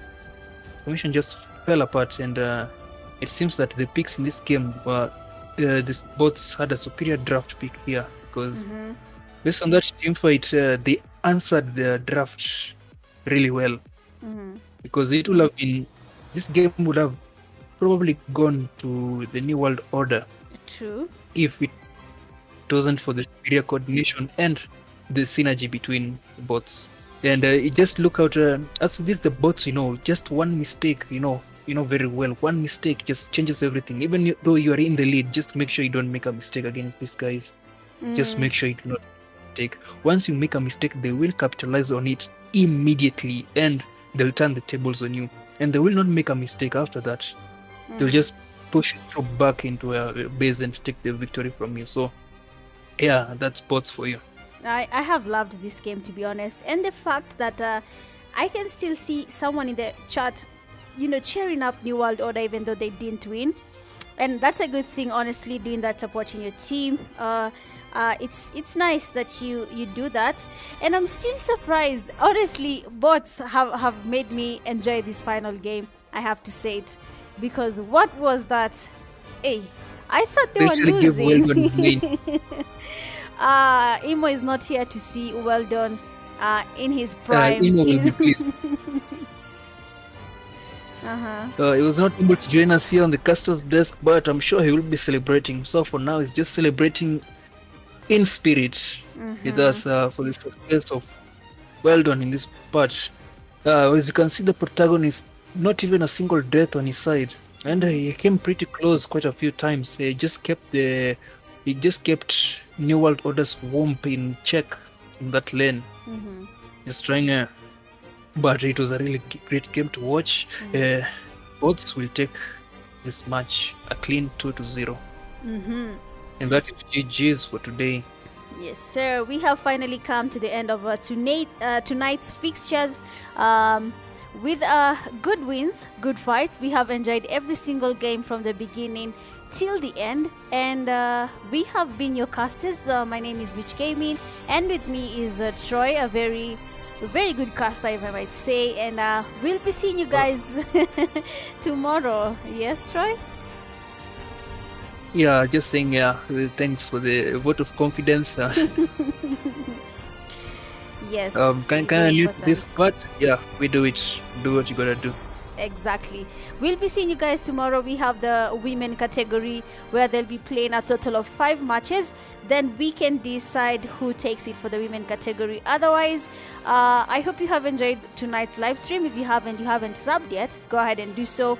These are the Global Esports games for Mobile Legends Bang Bang National Qualifiers.